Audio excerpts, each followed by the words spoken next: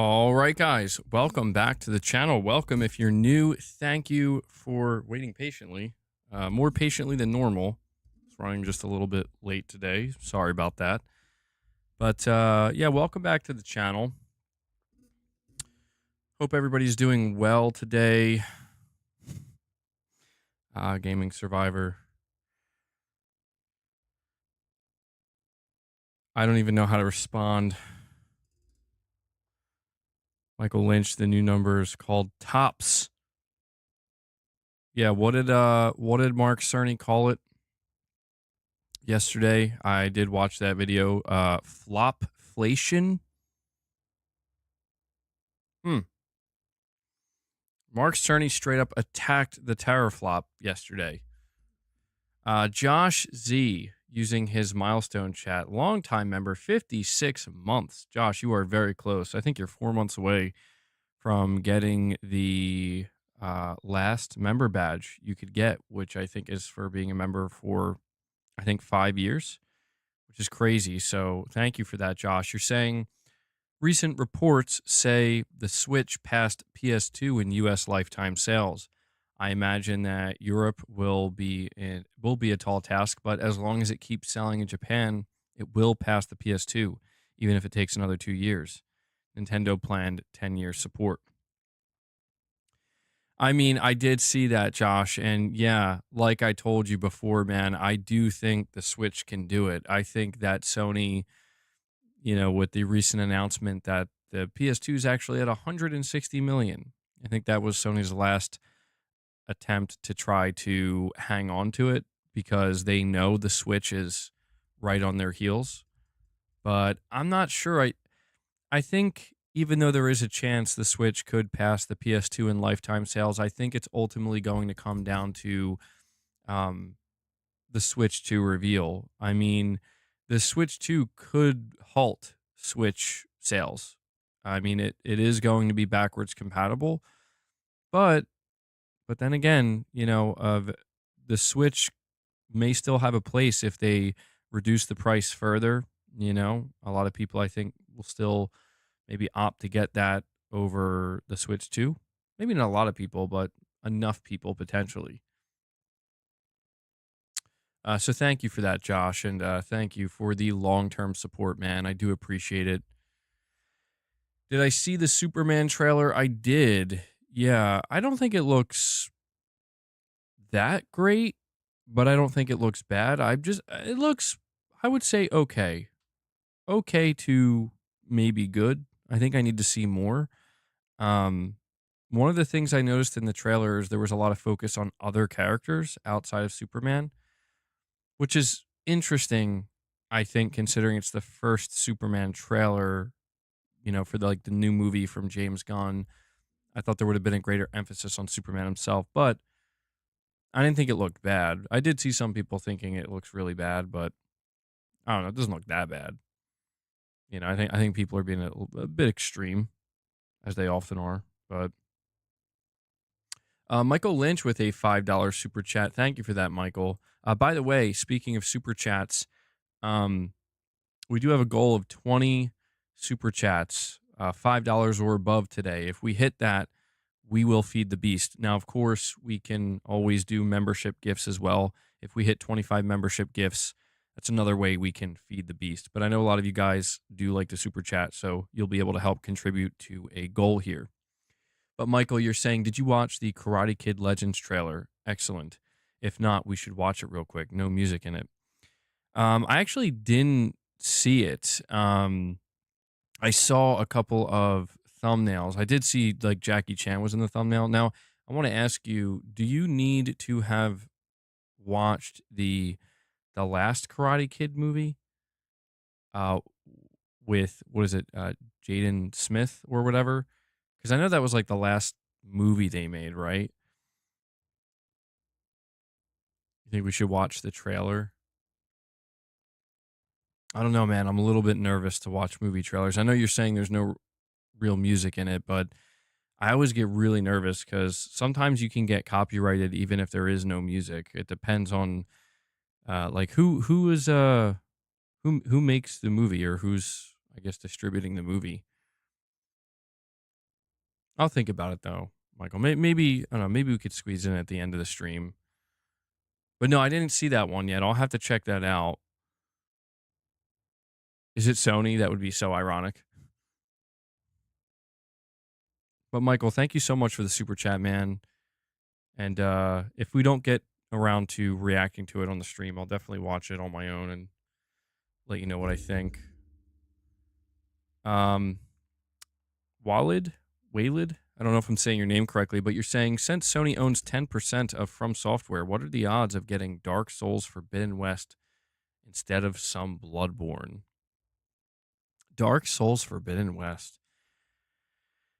Well, we are going to talk about that. That is a topic today. We have a update on the Sony Katakawa situation, and they did not acquire them.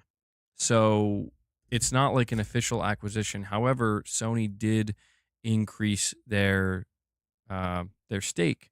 In fact, they increased it so much that they are now the um like the biggest shareholder, and they have the most ownership over Katakawa. And I think the outcome here is maybe not that surprising considering the reporting that we've been hearing. For example, we heard that apparently Katakawa did want Sony to fully acquire them.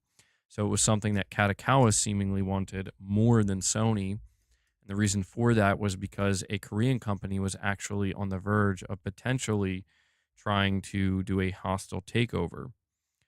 Now, Sony apparently was interested in Katakawa, but specifically only interested in the gaming side as well as the anime side. But they did not have any interest in acquiring the company as a whole because Katakawa is massive and there's a lot of risk associated. So, getting back to what you're saying here, Dark Souls Forbidden West instead of Bloodborne. Well, there's no doubt that Sony will have more influence now than ever before over, say, FromSoftware, because of this new deal that was struck. But I don't think it's going to really change much. Like, something that seems pretty clear to me is that FromSoftware already has multiple projects in development. They already have I would say, like, pipeline for the next couple of years of projects that they're planning on developing and releasing.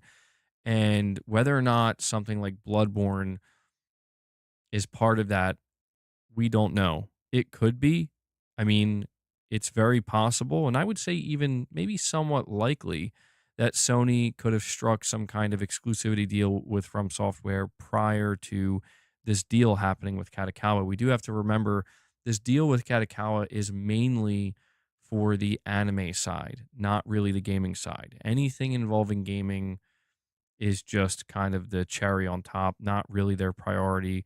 So I guess what I'm trying to say here is that if Sony is planning to do more with Bloodborne with From Software, that's something that I think was going to happen regardless. I don't think what we're seeing right now between these two companies is going to have any substantial influence on it.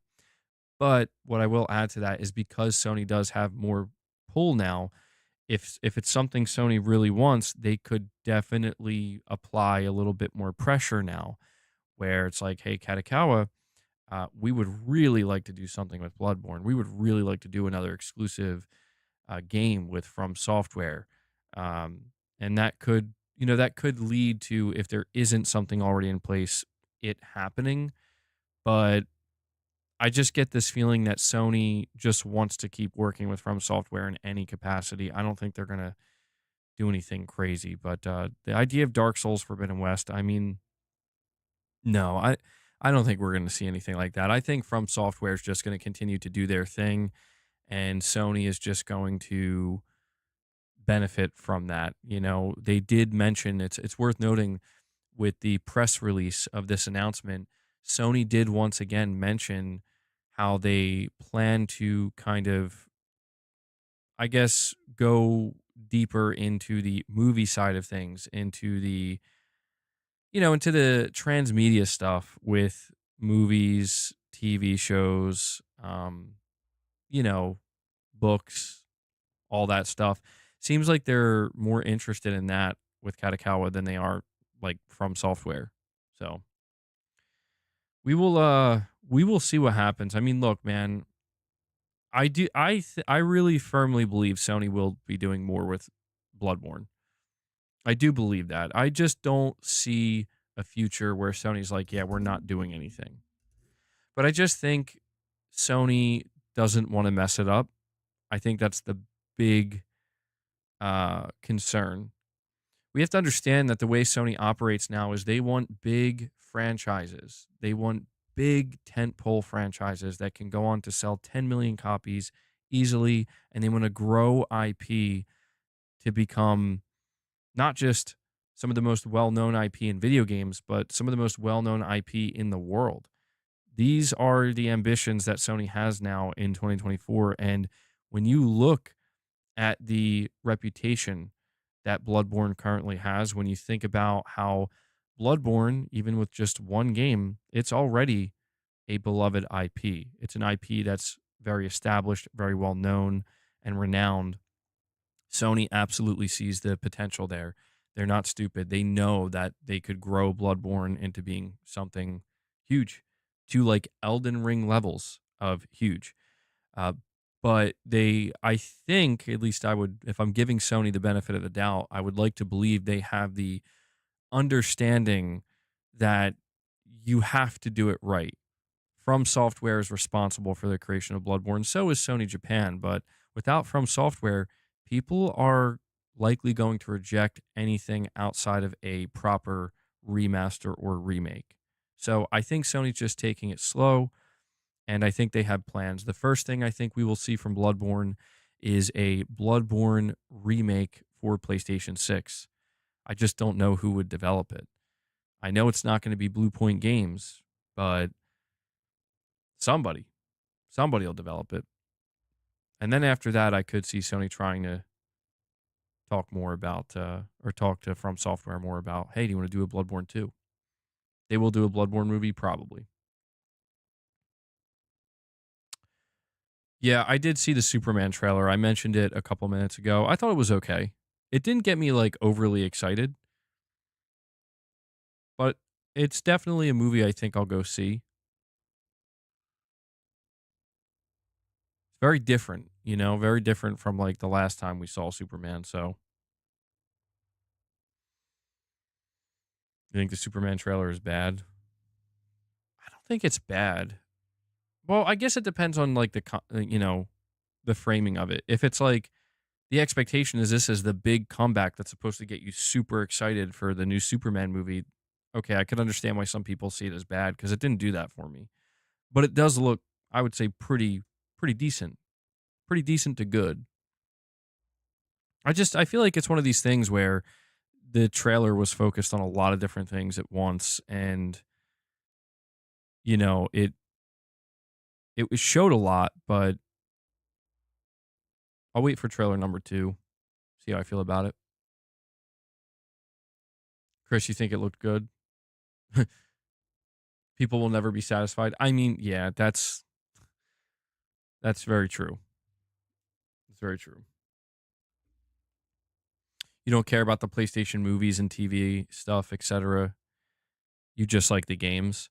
I think most people feel that way. And the games are, I think, the most important. Yeah. The games are still the most important. Everything starts with that. I mean, I understand Sony's ambition, and I think it's a smart idea. I just think it's a difficult task. It's not easily done. Sony wanting their IP to become some of the most well-known, established IP in the world. I mean, yeah, you want. I mean, I would say that's the end goal for any company that owns any kind of IP, but it's very, very hard to do that.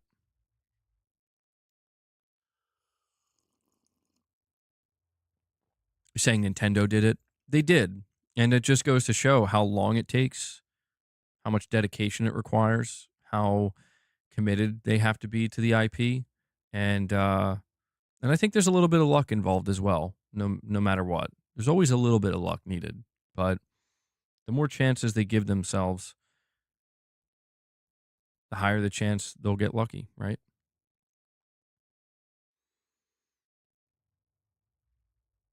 You hate that everything is a brand now. 100% there are rejected games because, nah, it wouldn't be a good franchise. Yeah, you're correct, Hicksock. That is definitely something that is happening, I would say, now more than ever, seemingly, especially at PlayStation. And it is a little bit disappointing because, for example, when we look at Intergalactic, as I mentioned, they introduced this game as a franchise. Like, we didn't even get to see gameplay yet, and they're like, it's a new franchise. And that to me is it's a little unsettling. I mean, not the fact that they want to make it a franchise, but the fact that they're just willing to say that before even showing gameplay. You know what I mean? Like that level of confidence is you know, not ideal, I would say. Just because it's like, mm, what if it's not good? Like what if people don't like it? What if people don't want this to be a franchise?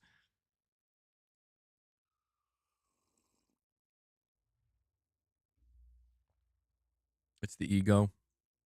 I mean, I don't know. It depends. Maybe it's a little bit ego, but it's probably also a Sony thing as well, where they're just like, it's Naughty Dog. Anything Naughty Dog makes can be franchised, right? So I kind of understand that, but when we look at Sony's other projects, like, we think of Ghost of Yotei, it's clear what they're doing with Ghost, right?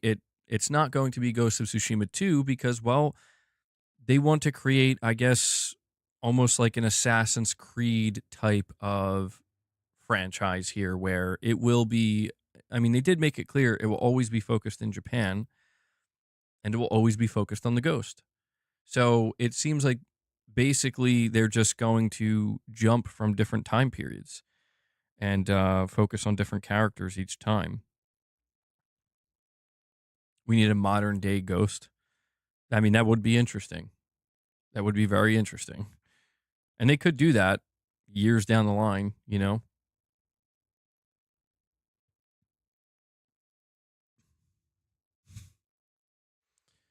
Really? Really, that meme? Really? Assassin's Creed is the epitome of oversaturation. Yeah, that's kind of the dangerous thing about going this route of franchising everything is there's always a great risk of oversaturating, overstaying your welcome, and leaving people feeling like I actually don't want more. I feel like I got too much, and now I'm not interested. There's always a risk. Yeah, I'm okay, unknown. I'm okay. I'm just relaxed. That's all. I can't bring the rants every day. I'm just relaxed. I'm chill. Josh, you're saying Nintendo is such an interesting case study because it's not like they got there overnight. It took decades. Exactly. Yeah.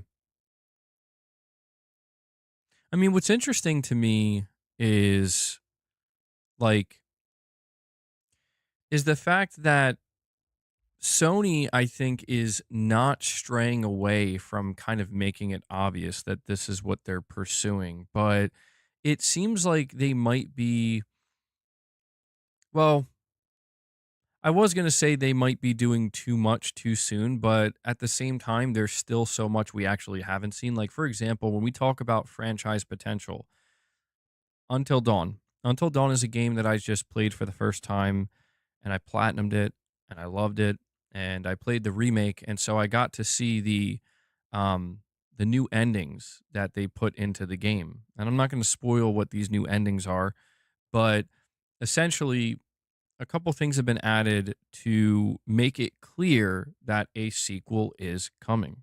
And we know that there's an Until Dawn movie coming next year. And so basically, somewhere along the lines, or somewhere along the way, I should say, in the last like 2 to 3 years, I'm assuming it was Herman Holst. He basically decided, like, I think we can franchise Until Dawn. Like, we can make it a franchise. And I think actually that may have been their intention in the beginning, but they had a falling out with um, Supermassive. I think it was Supermassive Games who made Until Dawn. there was a falling out, and so it just never happened. And so right now, what they're doing is they have Fire Sprite. Fire Sprite is one of their more recently acquired studios, and they're saying, "Hey, you guys are going to make the sequel to Until Dawn." And there's this kind of risk of like, are you sure about this? Like, this is a new studio that never made a game like this before. Are people really going to be interested in this sequel? Like, does anybody actually want Until Dawn as a franchise? It'll be interesting to see how they handle it, but it's stuff like that. Matador 509, thank you so much for the $10 super chat, buddy. You're saying, I'd love to see a ghost game based on the Wandering Samurai slash Rurouni. I don't know if I'm saying that right.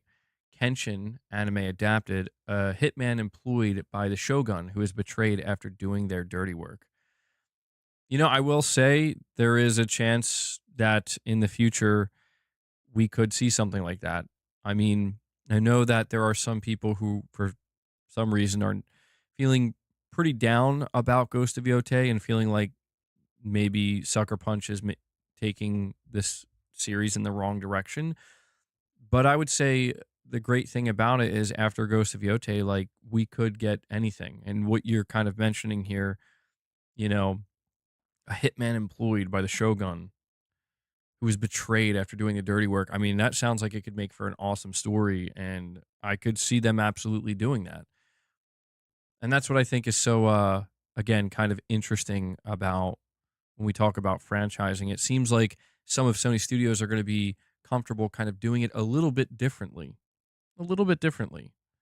Where, like, with Naughty Dog, you're going to get The Last of Us 1, 2, and then 3. And maybe this new Intergalactic game, Intergalactic 1, 2, and 3, maybe it'll be a trilogy as well. But with Sucker Punch, it's like, actually, we're going to do more of an anthology. It's interesting the way that they're approaching it. But that would be cool, Matador. I do know why Capono. Yeah. We didn't get to that topic yet, but I know why they're calling it Amethyst. I don't know if I'm saying that correctly, but it's because it's combining what did they say? PlayStation's blue and AMD's red, I believe, to make purple. Yeah, pretty clever. Not the most clever, but I see what they're going for.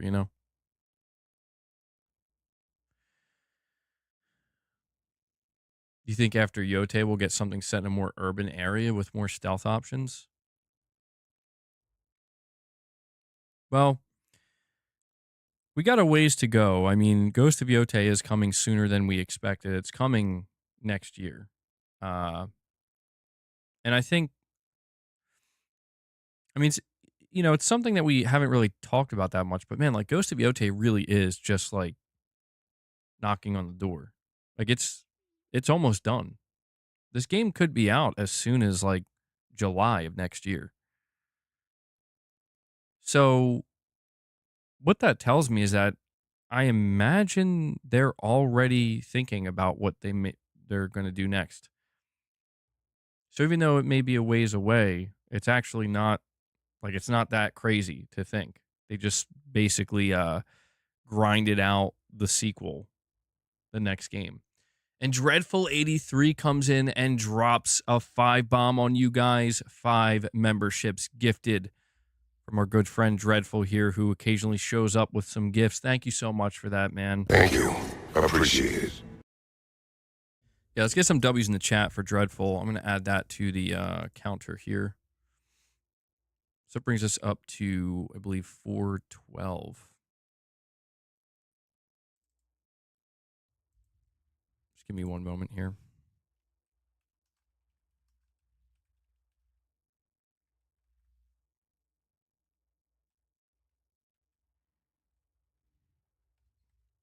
All right.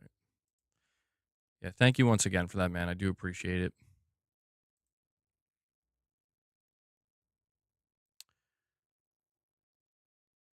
Yeah, that's true, Garrett. You're saying Sucker Punch has literally been celebrated by Japan for what they've done.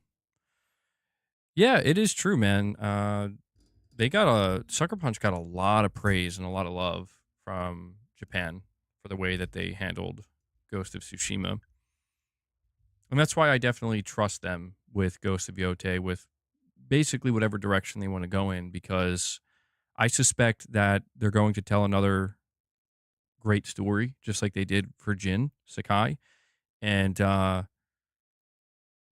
didn't show any like a lot of gameplay. They teased a little bit of gameplay, but that trailer, I have to say, I watched it a couple times. That trailer for Ghost of Yotei does look very good. I mean, I'll be honest with you, man. I feel kind of bad for people who are focused on the wrong things when we see a trailer like Ghost of Yotei because it's like, again, when I saw it, I'm like, this, like the whole tone of the trailer, it's kind of got like this samurai, like this like Western samurai feel to it.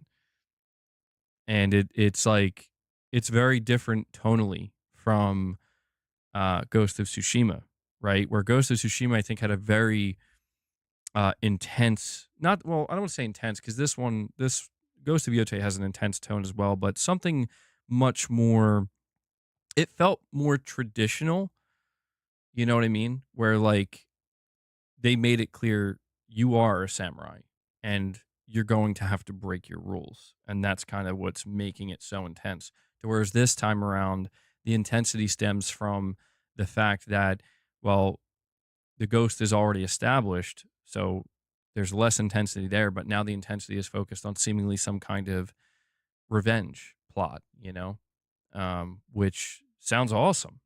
Like that sounds awesome to me. So I trust Sucker Punch, man. They have yet to let me down.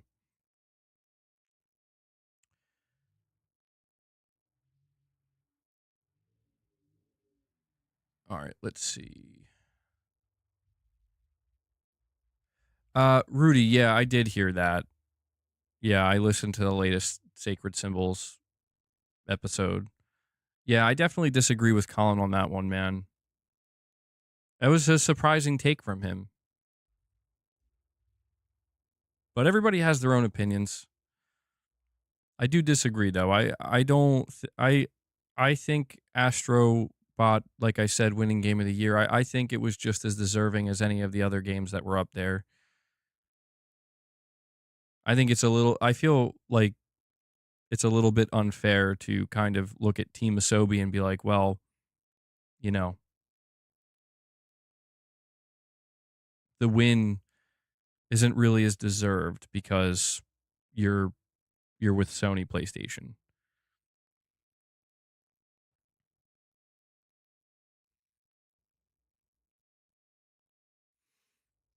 I see some of you guys going back and forth a little bit in the chat about Ghost of Yotei's protagonist, and all I will say is I would just relax a little bit. I think it's fine to have your own assumptions, but try to have relaxed assumptions because I think it would only be fair to just give Sucker Punch the chance. Give them the chance to show this character and let it speak for it. Let the game speak for itself. Let the character speak. Let Sucker Punch do their thing. And then after that, if you still feel, that man, this is not very good or not what I had wanted, then I think that's totally fine. But I think we have to give them a little bit more breathing room.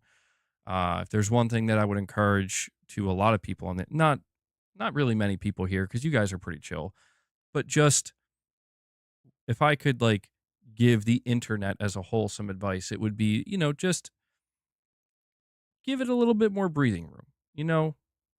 Relax a little bit. Let's give it a little bit of time. Let's see the whole thing before we, you know, come to our conclusions. That's all.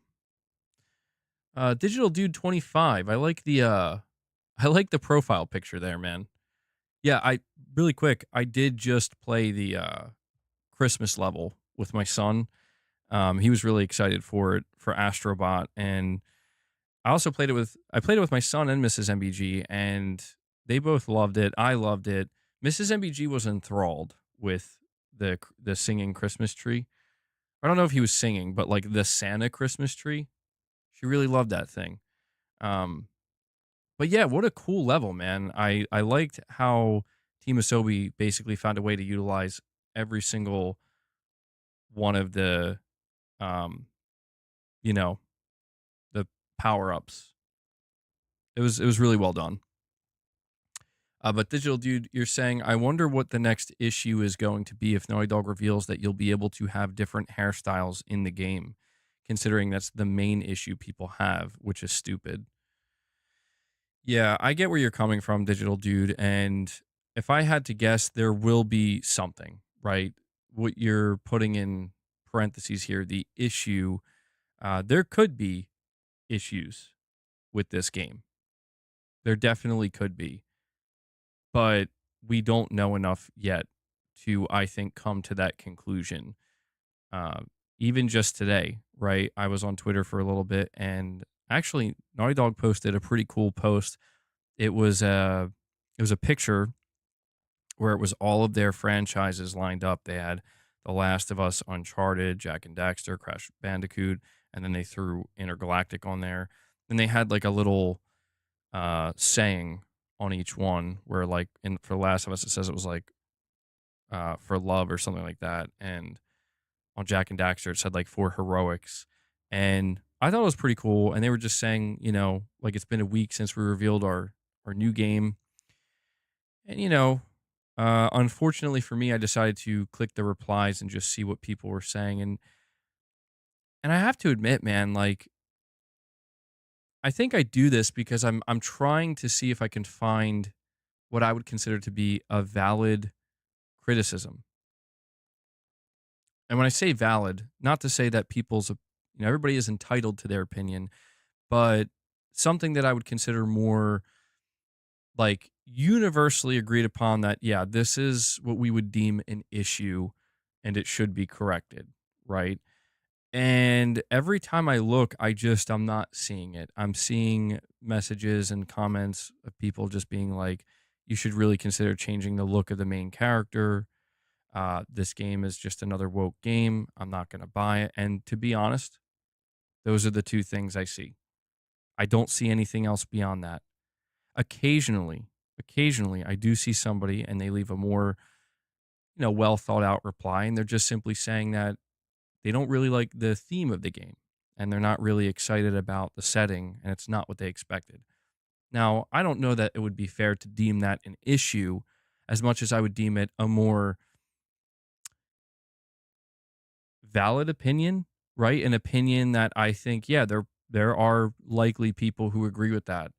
And I think that that's a good reason to not be excited about a game. But Digital Dude, I have no doubt that, it's like pulling weeds. You pull one, two more crop up. Dreadful83, thank you so much for the $20 super chat, buddy. You're saying, what's up, MBG? I got to say, I'm not happy with the games coming out. Like, no excitement for me these days. That Naughty Dog game doesn't look good at all. Plus, I'm thinking about buying Helldivers 2 just for Killzone. I mean, I think that the way you're feeling, Dreadful, is a sentiment that is like somewhat, I don't know if I would say common, but it's shared, right? Like, I think people going into 2025, some people have this general feeling, and I'm assuming you're talking mostly about PlayStation and not third party games, because I feel like third party wise, there's definitely a lot, right? I think it's safe to say there's something for everybody. But when it comes to Sony's first party, I do understand that not everybody is as on board with the direction that Sony's going with some or all of their games as they were, say, back in 2015, 16, 17, etc. And I don't I don't think that there's anything wrong with that. I think if you're somebody who's like, look, I don't feel the excitement for Sony's games like I used to, I would say again, the only recommendation, Dreadful, is let's let's wait to see some gameplay, because like you're saying you're not excited, you're saying Naughty Dog's game doesn't look good at all to you. I think that's fine. I do. Like, it doesn't even look that good to me either right now. Like, it looks like it has a ton of potential, right? That to me, that's the good part about Naughty Dog's new game is the sheer potential that I know is there. When we see more gameplay, when we see Naughty Dog say, here's like 8 minutes of this game, right? That might be the moment when somebody like me is suddenly like, I'm actually way more excited for this game than I was prior to seeing this. And I think that might happen for a lot of people where maybe you're not interested at all, suddenly you are interested or not. And if that's the case, I think as that continues to happen for some people, you will see people kind of yearning. Not that I use that word that often, but it feels appropriate right now. Yearning for Sony to kind of go back, right? To go back a little bit where it's like, Naughty Dog, can you make like another Uncharted? Can you make something more grounded? Right? Like you might see people saying things like that, and I think that that's fine. Like that to me is fair. I think those are fine things for people to be saying where it's like everybody I think has this kind of desire where I want Sony to kind of do this or do that. Even I feel that way with some things. And Titus comes in. I don't know what that sound was that my mouth just made there. I don't know if that came through the mic. I almost like talked a loogie, but Titus comes in dropping 5 more membership gifts for you guys. Titus, thank you so much, my friend. Let's get some W's in the chat for the 5 bomb, guys. You did hear it. Okay, I'm sorry. Maybe it was just the microphone popping. RichRod has a direct donation. All right, I'll check that out in just a second, RichRod.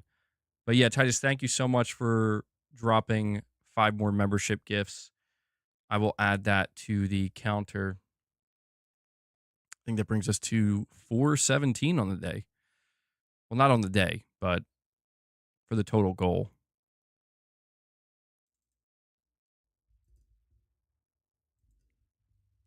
But yeah, man. I think what we might be looking at when it's all said and done,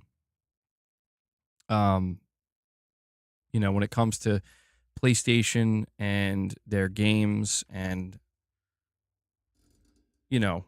how excited we are for their games, I think when it's all said and done, Sony will likely have a lineup that will offer something for everyone. Because something that's worth noting here, Dreadfuls, even though you're saying you're not really feeling that excited about Sony's games that are coming in the pipeline, right?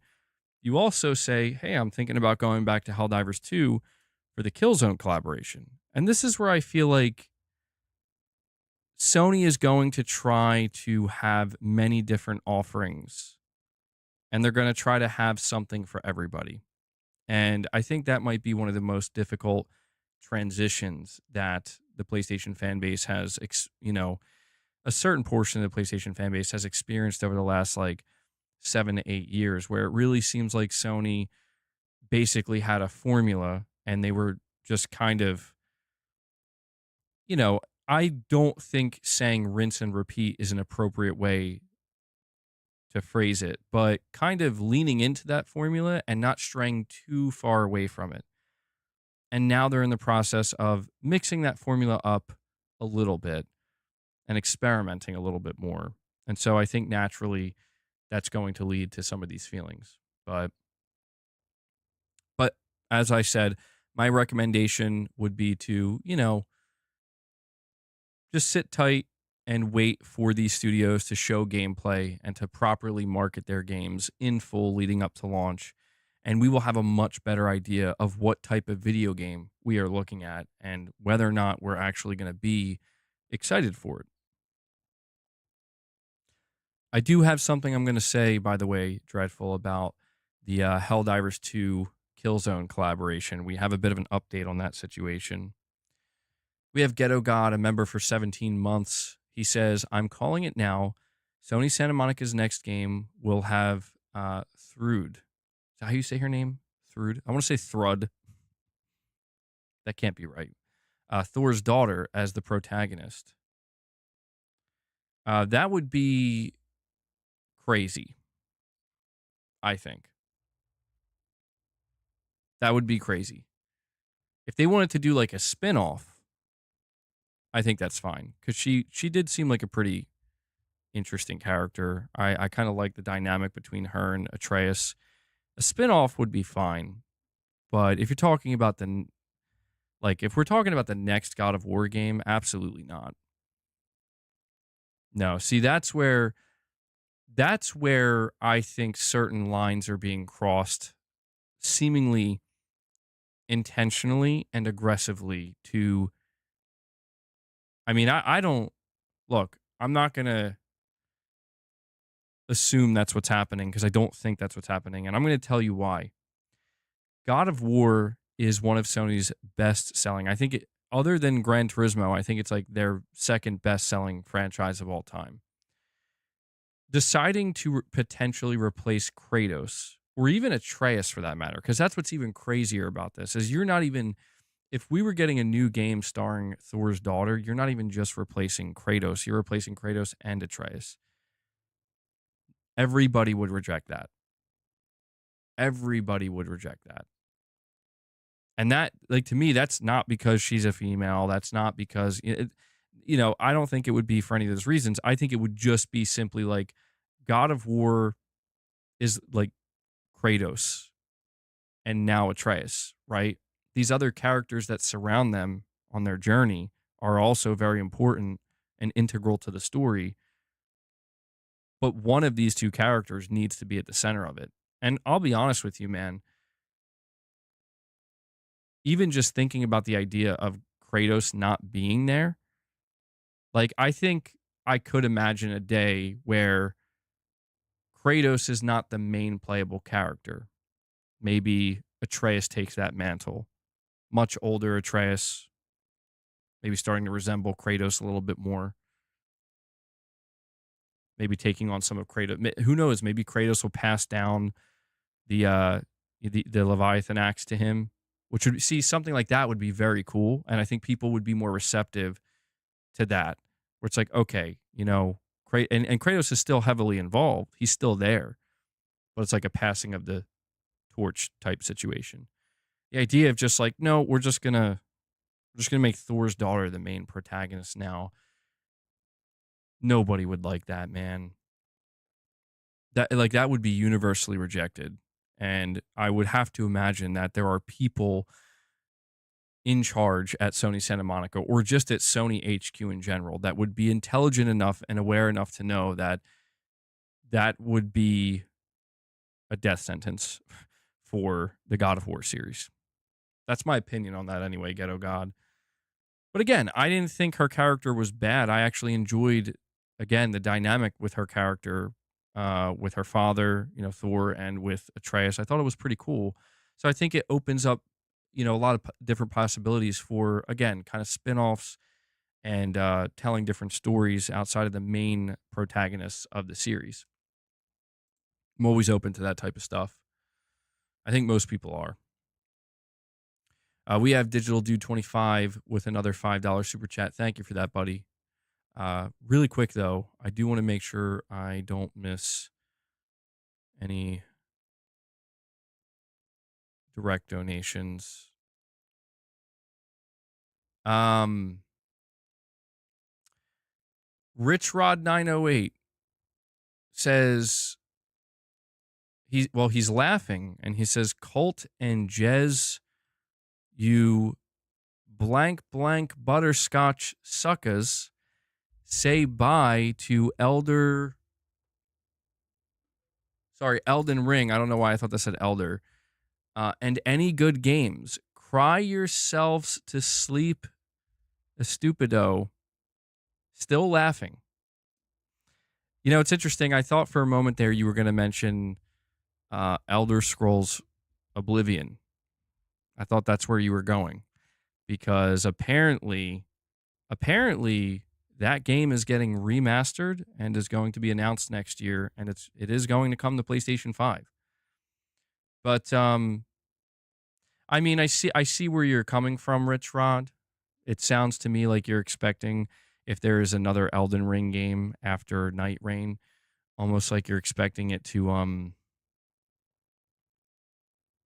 like not appear on Xbox, but I don't think so, man. I think all From Software's games outside of Bloodborne, either unless they create a new IP specifically for Sony, or if they do more with Bloodborne, I think they're gonna still be completely multi-platform.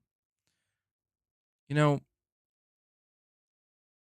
what is going on with my eyebrow here, bro? Why does it look like it's thinning over here? Are you kidding me? If it's not bad enough that my hair, it's about as thinned out as it can get and it's just gone. Now it's happening here. Unless it's the lighting, I can't tell. Maybe it's the lighting. I think Rich Rod's doing it to me, man.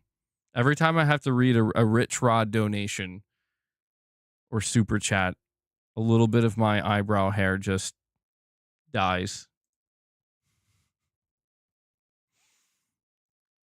Digital Dude 25 with a $5 super chat says people disliking the main character because she's bald is not the game's issue. It's a personal problem that they have. And then you continue here with another $5 super chat saying, imagine if people hated you because you're bald. Whose issue is that? Yours or the people that hate you because you're bald? This one's really hitting home, Digital Dude. And then I'll just follow up with your third super chat here where you're saying RichRod might be right. Sony's going to need something to sell the PS6. Well, just to answer that, Digital Dude, and RichRod, I don't think Sony has the power to make that happen.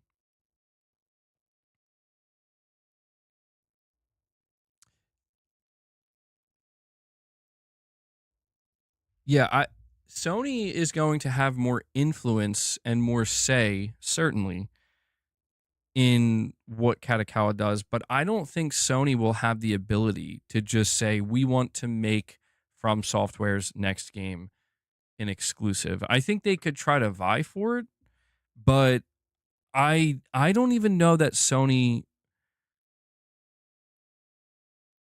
I think Sony would have to see the data, you know, truthfully. I think Sony would want to know how many copies did Elden Ring sell on the Xbox Series X and Xbox Series S, as well as the Xbox One consoles. I think this is what they would want to know. And Corey the Legend Landiga coming in, dropping another 5 bomb. So that's 15 memberships gifted today across 3 separate 5 bombs. Corey, thank you so much once again, man. You came in swinging yesterday, dropping 25 gifts, and you're keeping it going again today with another 5.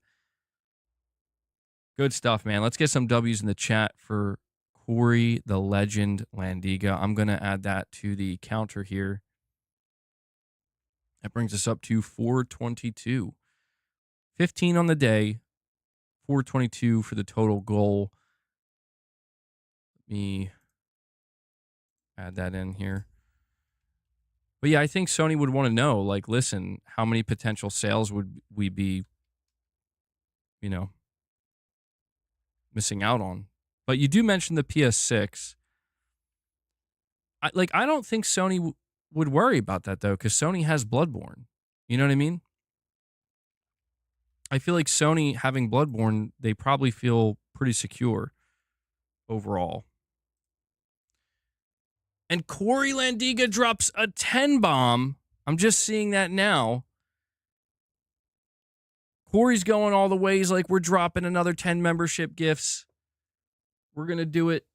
We're getting to 25. He wants to feed the beast, although it looks like Leia is passed out. I know Boss is in here, though. And Hellbound 1981, another legend. Corey and Hellbound tag teaming it at the end here. He drops another 5 bomb, saying Luna wants the snackies, huh? You know what? Luna, I don't know where Luna is. She's been chilling with Mrs. MBG today. And I don't know, man. Leia's just passed. I'll see if Leia will eat any. I know Boss will. But guys, thank you so much for all the membership gifts. That brings us up to 30 on the day, and I got to add what is that? 15 more to the counter. So I will do that. We will feed the beast, and we will continue to read some of these super chats. Just bear with me for one moment here while I do that. Where are we at? 422.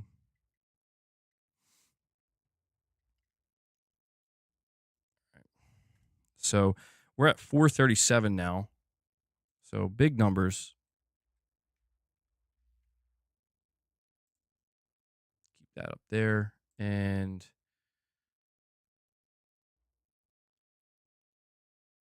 Nero, I see your super chat as well. I'm going to read that in just a moment. I appreciate you being patient, man. So before I feed the beast, or the beast, the micro panther, and what do we call Leia? Do we call Leia the princess? I want to just call her the elder. Honestly, I want to call Leia the elder because she's like getting old now. She's the oldest cat.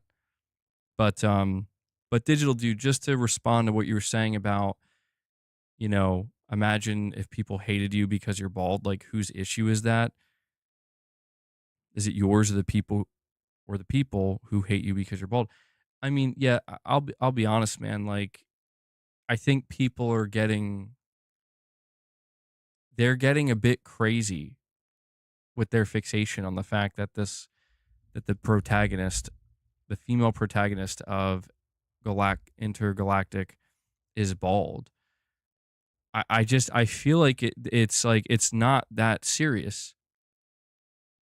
And I know it's like, well, you're biased, MBG, because you're bald, but it's like, I mean, Kratos is bald, I take the bald comments personally.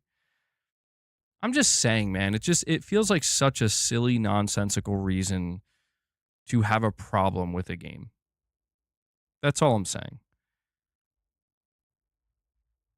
Like if there was I don't know, like a group of female gamers that were like, why is Kratos bald? Why can't he have hair? I don't like the fact that he's bald. I feel like that'd be like, that's like, who cares? It's kind of weird. And even then, she's not like completely bald. Like she purposely shaved her head. So it's not like she's got like a clean shave, like with a razor.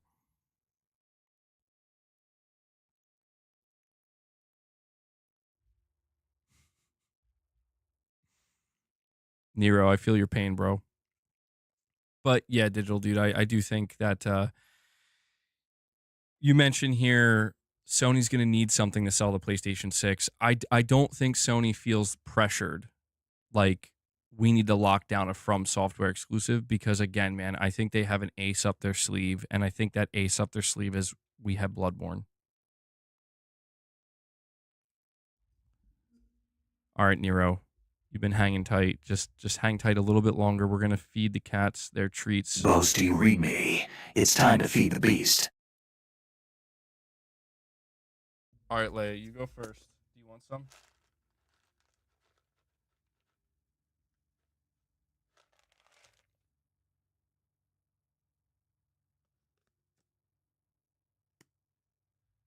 I wonder if she's actually going to eat them. Boss is right below me, and he's looking at me like, oh my God, okay. But boss, the treats are literally behind you. They're literally behind you, bro. He's having a real struggle right now.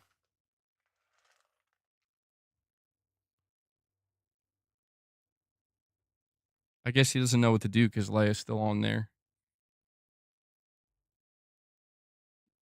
I don't think Leia's moving, boss. All right, let's try this. I wonder if he'll eat it here.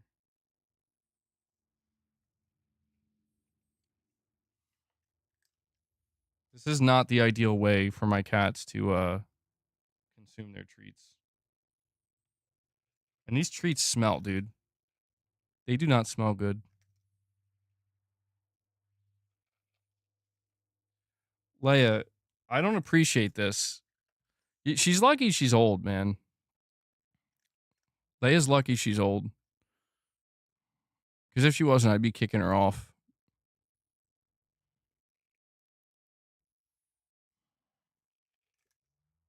All right, let me read Nero's super chat. I made him wait long enough. Yeah, she's in here. Yeah, she is.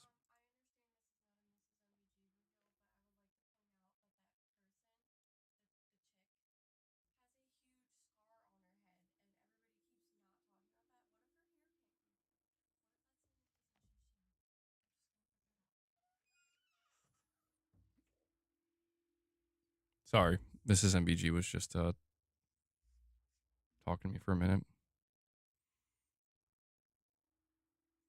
If Aloy was bald, we wouldn't be able to hide in the grass.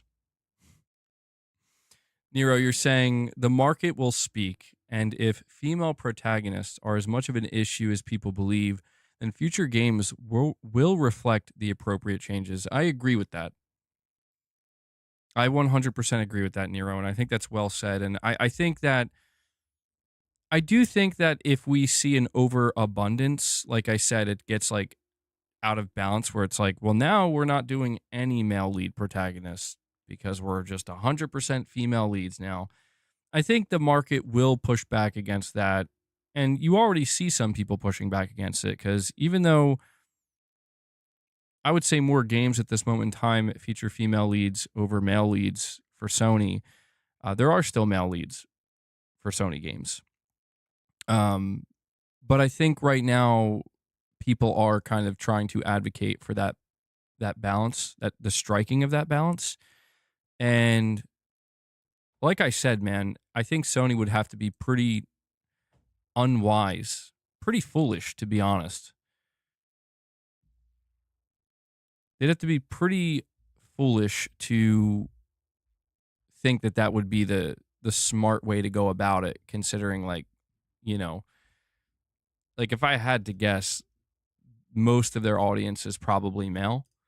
So I don't think people really mind playing as female protagonists, generally speaking, especially when the game is well made, the character's well written, the story is good and interesting. But people will start to notice if it's just like this is all you're getting now, right? They will start to notice that, and you would just hope that just like anything else, just like we don't want the same type of game from Sony over and over again. We don't just want the same type of game. Um, you know, there's got to be even distribution, I would say, or fair. Make it as even and as fair as you possibly can. There you go, Luna. Luna's getting hers now.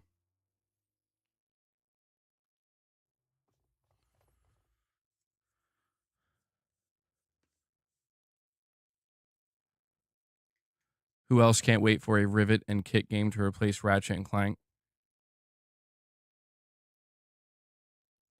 Well, that's what's interesting, man, is like thinking about that. I mean, they could do that, right? Like they could make a Rivet and Kit game, and it almost seems like they would. The only time I think that would be problematic, or the only reason that would be problematic, is if it's like, listen, we're not ever doing anything with Ratchet and Clank again. It's now just Rivet and Kit, right?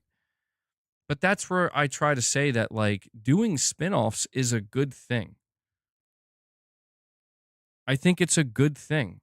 It's kind of like, you know what it reminds me of a little bit? It's like with Insomniac Games when they were like, Miles Morales is the new Spider-Man now. I feel like that was just kind of unnecessary because it's like, well, you can give Peter his own trilogy first. Miles can be part of it, but you give Miles his own spin-off game, and I think that that's perfectly balanced in that moment.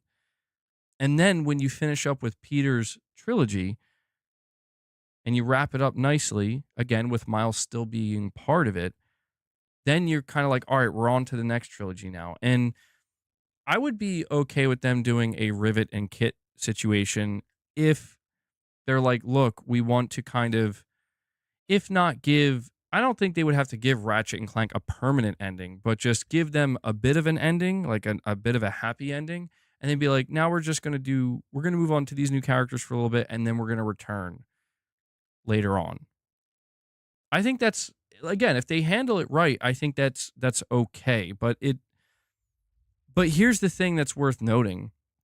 We talked a little bit earlier about how Sony has this ambition of growing their IP and making their IP as well known as possible, as wide reaching. In order to do that, you have to be willing to stick with certain characters forever. And that's something that I feel like when we look at what Sony studios are doing right now, it, you know, it's not that they're not doing that. They have been doing that for a long time with some games and some characters. But, you know, when we talk about Ratchet and Clank specifically, that's where I'm like, Ratchet and Clank could potentially be one of these IPs that you can grow and make it a more household name. It's going to take time, of course, but if you just suddenly are like, well, actually, we want to make Rivet and Kit the main characters now, well, you're basically starting over, you know? So it's kind of antithetical to the end goal. And that's where it's like looking at it from a more business oriented standpoint, where what is your goal here? You want Ratchet and Clank to be as well known one day as Mario? I don't think that's ever going to happen, obviously, but if that's the ambition, well, you can't just say Rivet and Kit are now the main characters. You can if you want, but you're not going to achieve that if that's what you do. You already have an established history with Ratchet and Clank. There's millions upon millions of people who already know those characters and want to see more of those characters. So, should all IPs last forever? I mean, I feel like that's a whole different conversation, Is that the best way to go about it? I mean, I think that's subjective. Some people would say, yeah, that's what they want. Others would say, absolutely not. I would say from a creative standpoint, most creatives, well, I don't say most. It seems to me that there are a lot of creatives that they don't want to stick to one thing. They want to do different things. But there are also some people, like, for example, Eric Williams, the director of God of War Ragnarok, he straight up said, like, yeah, I would love to work on God of War forever. And so I think it's just a matter of kind of like getting a feel for each studio and the leads at those studios and kind of figuring out, like, what do you prefer, you know? I mean, I feel like with Eric Williams saying, like, yeah, I'd love to work on God of War forever, then, like, okay, then you'll be the God of War guy. And this section of Santa Monica will just be the God of War studio. I think that that's perfectly fine. As long as everybody's in agreement. I think the fans would be cool with that. I think the studio leads and the people working at that studio would be cool with that. If everybody's in agreement and Sony's cool with that because they're like, yeah, of course we want to continue to grow the God of War IP. I think that's fine. But Digital Dude 25 with another super chat. I almost missed it here. And I also have a milestone chat from Joshua. Digital Dude says, I'm extremely disappointed that we did not get DLC for Spider-Man 2. A lot of people were. Yeah, that was a bit surprising. I mean, the only thing I can guess is that Sony felt like the amount of time and money that would have to go into Spider-Man 2 DLC might not be worth it. It might not make it, like, the money that they're suspecting they'll make on it will not justify it. That's my guess. That's my guess. I mean, some people think that they were working on DLC and they're actually just going to now fold it into a like another standalone game or Spider-Man 3. I could see that happening. But yeah, a lot of people were quite disappointed. The fact that we hear there's no DLC and they're launching it on PC very quickly, I think it's because they wanted to move on they wanted to move on from Spider-Man 2 very quickly because it does seem to me like Sony was not prepared for everything that went down with that game. And what I'm referring to is the game apparently was over budget. It did make money. It definitely made money. It sold really well, but because it was over budget, it didn't maybe make as much money as they thought. And there was also, again, kind of like online discourse that I think was also a bit unexpected with the game that maybe I could be wrong. It's just pure speculation, but maybe hurt the the long term sales of the game a little bit, where the game didn't have as much of a tail as Sony expected. So maybe because of this, they just want to immediately move on to game number 3.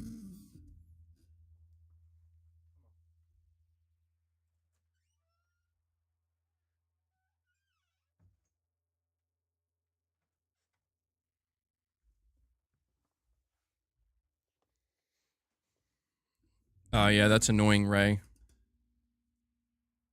You just got the notification, or you didn't even get the notification from YouTube. I don't know why YouTube does that, man. It's annoying for me too, because I know that there are people who would like to be here, but they don't even realize I'm live. Let's see. Joshua Reese with his milestone chat says,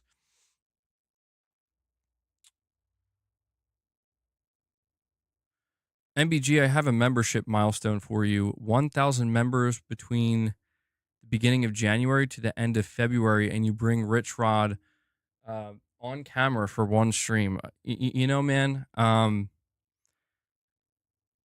as tempting as 1,000 memberships is, I'm gonna pass on that one, Joshua. I think RichRod would love that. I'm sure there are some community members that would love that, but I'm fairly certain that would be the end of my channel. Fairly certain. But Joshua, thank you for the idea. I'm always welcome to hearing ideas. But yeah, channel's gonna get banned within like 10 minutes. Capono says he would be out of pocket for sure. It's like he comes on, he's in like a suit. He's like a suit and tie, all prim and proper. Speaks very eloquently. I mean, I'd be like, who is this? We have Perfect Image saying, I love PlayStation, but they're going to continue to make zombie games and sci-fi games.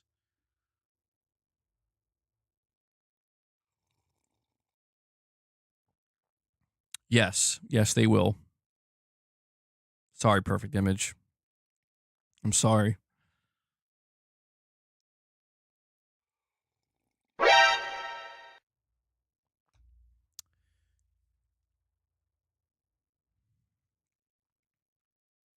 We have another direct donation. Let me see. Hold on 1 second.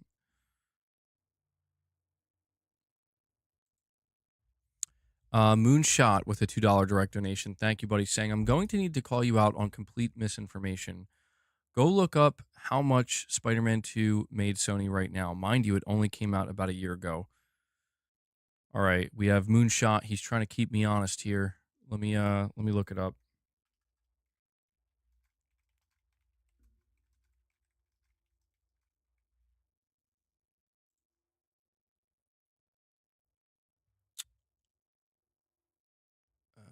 So I typed in how much money did Spider-Man 2 make? Spider-Man 2 PS5 make?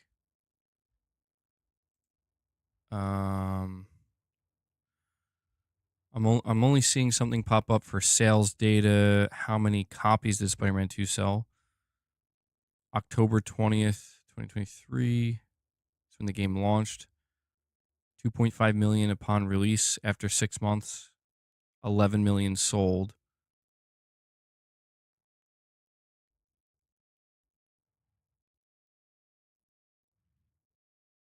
Says the budget of the game was $315 million. So let me see. We do 70 times, what they say, 11 million. And we can minus 315 million.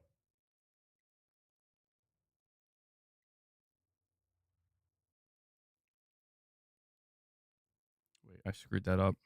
I'm trying to do the math now. Yeah, so well, here's what makes this tough, right? Here's what makes this tough.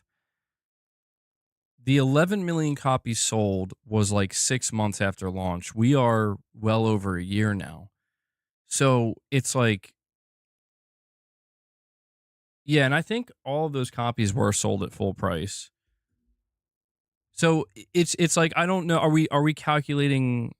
Well, we can calculate 11 million, but what if it's sitting at 15 million? And the game did go on sale a couple of times, but saying so at least 400 million profit. I mean, yeah, give or take. Give or take, yeah. Somewhere in that ballpark, which is a lot. I mean, in total, I think 18 million sold. Does a 315 million count marketing? I do not know. I would assume it does, because that's a lot of money, dude. That's a lot of money for one game. I would assume that counts marketing. Because if it doesn't, you're looking at like 350 million, 400 million, and I don't think it would be that much. I think we would have heard something. And we have Moonshot with another direct donation. And he says, also, the other day you said Sony is giving Naughty Dog and other studios enough rope to hang themselves. You do realize Sony are completely on board with this BS too. Well, yeah, I do know that. I mean, if there's something that people, I think, have been bringing up quite a bit these days, is that, you know, the whole ESG money, that's a term that people throw out there. And basically what that means is that because of, you know, who's running the government, the Biden administration, and the whole movement behind them, basically had a ripple effect that bled its way into all forms of media. And it became just this kind of like, yeah, these companies are willing to invest, other companies are willing to invest in this DEI driven agenda.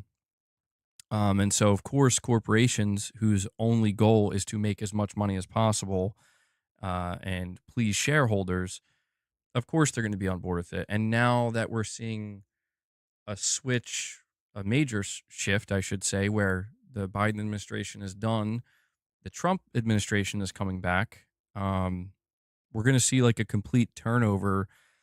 But it's crazy when you think about video games, because something else people have been saying, they're like, wow, you can definitely tell Intergalactic was greenlit in 2020. Like, you could tell this was a game that began its development in 2020. And I understand why people are saying that. But when you say that Sony's on board with this, they absolutely are. And they have been. And their headquarters is in California. And, this is where it's like, look, I'm not trying to dive into any political conversations, and I'm not going to turn it into that. But there's no denying that when you look at games that have been greenlit over the last 4 or 5 years, some of these games are only just now coming out or being revealed now. And again, this was all done at a time when, when these initiatives were in full force. I mean, we see people out here making YouTube videos pointing out companies like Rockstar, where it's like, look at what Rockstar changed. Look at the new type of programs and the new people that they have working for their company and what they're trying to do. We went over that, and it's like, I mean, I would argue a lot of this stuff is stuff that just companies have been doing for a long time, and they are still doing it today. Some companies that maybe didn't do it as much are now doing it a little bit more, but it's one of these situations where when I say that Sony's giving these studios enough rope, I'm basically just saying that at the end of the day, Sony knows that, like, for example, let's take Herman Holst, right? Herman Holst, he didn't, if he is the one responsible for the green lighting of Intergalactic, and then Intergalactic turns out to be the first Naughty Dog flop, which I don't think it will be, but let's just, just humor me for a moment. Herman Holst is going to definitely, he's where the buck stops, and his head might roll for that. But Neil Druckmann and company will also, like, this is where it's like you could see mass layoffs at Naughty Dog after that. You could see a complete restructuring, a complete uprooting. And that's what's so interesting about seeing this unfold the way it is, because it's like people have been under the impression that for the last 4 to 5 years, Sony California has basically completely taken over the PlayStation division and PlayStation Studios. And now it's all about a singular movement and a singular message. And now that things are changing, now that things are shifting, and the tide is turning, so to speak, where suddenly it's not going to be the, the popular thing to do with shareholders or with different companies. It's all a trickle-down effect. Once the Trump administration is in full force, things are going to change, and companies will react accordingly. Business executives will react accordingly. And it might not be overnight, just like it wasn't overnight with where we are now, right? It took many years. But my hope is that the shift that we're talking about is it's not extreme. The best outcome, in my opinion, would be for everybody to kind of come to the realization in the next couple of years that we can kind of have it all and do it all. We don't need to just go one way. We can go in all directions simultaneously. You get what I'm saying? It's not like Sony only has 3 studios or 3 IPs. Same thing with the industry as a whole. So I just think that, if you look at the situation that occurred with Concord, when I talk about giving studios enough rope, that's, to be honest, Concord and what happened with that situation is why I used that phrase or why I worded it that way. Because the truth is, like, Sony did give that studio a lot of rope. They gave them so much rope. They gave them enough rope to hang themselves 3 times over. And nobody stepped in. Nobody stepped in. And that is where it's like, let's see what happens with Intergalactic. Let's see what happens with Ghost of Yotei. Because I made the argument that people who were celebrating Concord's failure by saying, well, that game failed because it was woke. That game failed for, I would say, a bunch of different reasons. One of those reasons I do think is because it was way, like, in your face with the nonsense. Like, here's a yellow trash can robot with pronouns. Like, it's like, okay, that's going to hurt your game a lot. We don't need to do that, but to insinuate or to believe that that's why the game not only failed but led to the entire studio closing. That's not the only reason. It also led to it was also the fact that the game was so bland and unoriginal and not what PlayStation fans were asking for, not even remotely. So PlayStation fans weren't asking for it. Who was asking for it? Nobody. Literally nobody was asking for this game. I would make the argument that a lot of people are asking for Ghost of Yotei. A lot of people are asking for Intergalactic. I think that not everybody is. I think that there are a lot of people who are asking for something else from Sony, from PlayStation. But that's why I think that a game like, let's just face it, let's say Intergalactic is what they say it's going to be. Intergalactic is going to be a complete, quote unquote, woke mess of a game. Woke slop, I think that's how they word it, right? Let's play devil's advocate here. Let's say that's actually what it ends up being, and it's just in your face. It's not subtle. It's egregious, and it's all over the place. That is what people are expecting, a certain group of people.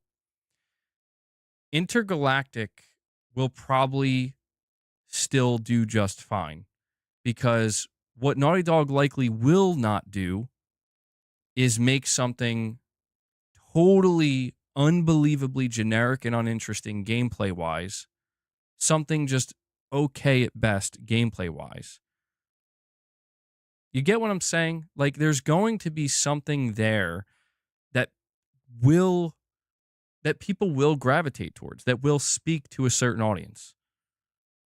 Now, if they go, well, again, playing devil's advocate, if the game is just woke slop and it's like the worst written game ever or whatever, or as the worst main character in gaming history, if this stuff happens, it will hurt the game, and it will make it so the game will not reach its full potential.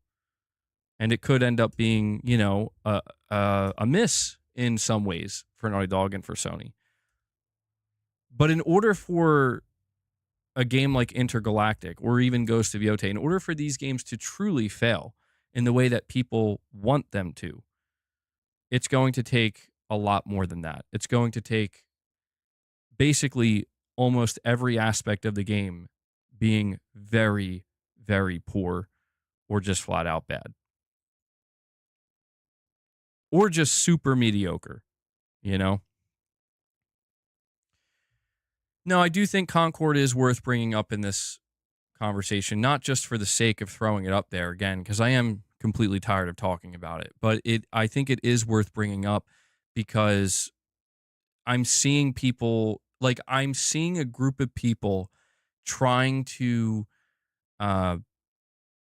basically they believe that if they behave the same way they did towards Concord, or if they behave the same way for Intergalactic or Ghost of Yotei as they did for Concord, they believe the same outcome is going to occur. And I think that these people are misguided, or just they don't understand where it's like it's not going to work that way. I understand the crusade you're on, and I understand why I understand the goal that you're trying to achieve, but you're betting against Naughty Dog. And betting against Naughty Dog means you're assuming they're going to make an unfun game to play, like a badly designed gameplay loop. That's what you're betting against, or a mediocre gameplay loop. I'm not sure why people would be so willing to agree, like aggressively, not egregiously, but aggressively bet against that, where it's like, listen, man, this is why I'm telling people they just have to cool it. They have to cool it, and they have to wait and see, because if Naughty Dog comes out and shows gameplay of this game and it looks stunning, if Intergalactic's gameplay looks fucking like mesmerizing, there's going to be a lot of people that look very stupid right now. Same thing with Ghost of Yotei. And I think a lot of these people don't realize like how dumb they're going to look. Because it's like you literally judged a book by its cover. You judged a game by its baldness.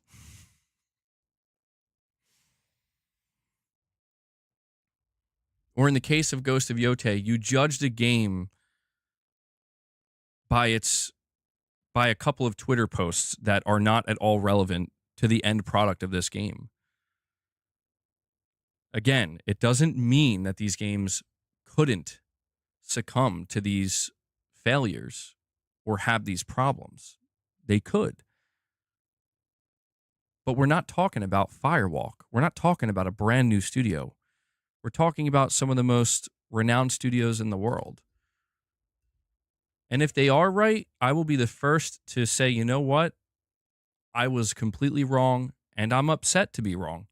I don't want to be wrong. Because if I'm wrong, then that means these games are actually that bad. It means that these games are poorly made, and they're so, like, could it be possible for a story or a character to be so poorly written that no matter how good the gameplay is, I'm like, I just can't do it. I think it's possible, but man, that would have to be some next level travesty coming from PlayStation Studios. And I'm just not willing to bet against them because I just don't feel like there's any truly good reason to do so. But I will finish this up by just saying that, yeah, that's actually an interesting, you're mentioning Forspoken. I mean, Forspoken I would say, is an example of a game that I actually think that might be a prime example of, as far as I can tell, I didn't play it. I only played the demo for a little bit, but the feedback I heard from that game essentially was that actually once you get into the gameplay loop, it's actually really interesting and pretty good. Like, the gameplay loop is pretty fun and pretty well done.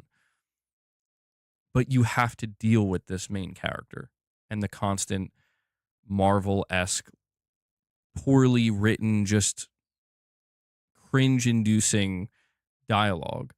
And I guess that could be seen as a prime example potentially of, like, so it turns out, writing in a game can be that bad that it just makes people go, I'm not going to play this. You know what I mean? Like, it doesn't matter how good it plays or how unique or interesting the gameplay loop is. I literally can't deal with this main character and the things they're saying, or you know what I mean? Or the overall plot is so bad or whatever. It's possible. I think it's possible that this could happen, but we will see, man. We will see. So I do have another direct donation. This is from, let me see here, ACM with a $10 direct donation. Thank you for that, ACM. You're saying, MBG, I have a serious question. What would be the first thing you do if you woke up one day and you were a cat?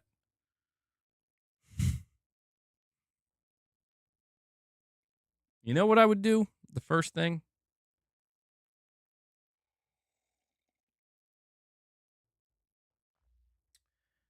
I would go eat some cat treats. Yeah. Because seeing how my cats behave towards the cat treats, or maybe catnip, actually. Yeah, that's a good one. Maybe catnip. Maybe both. That'd be the first thing I do. Check how high I could jump.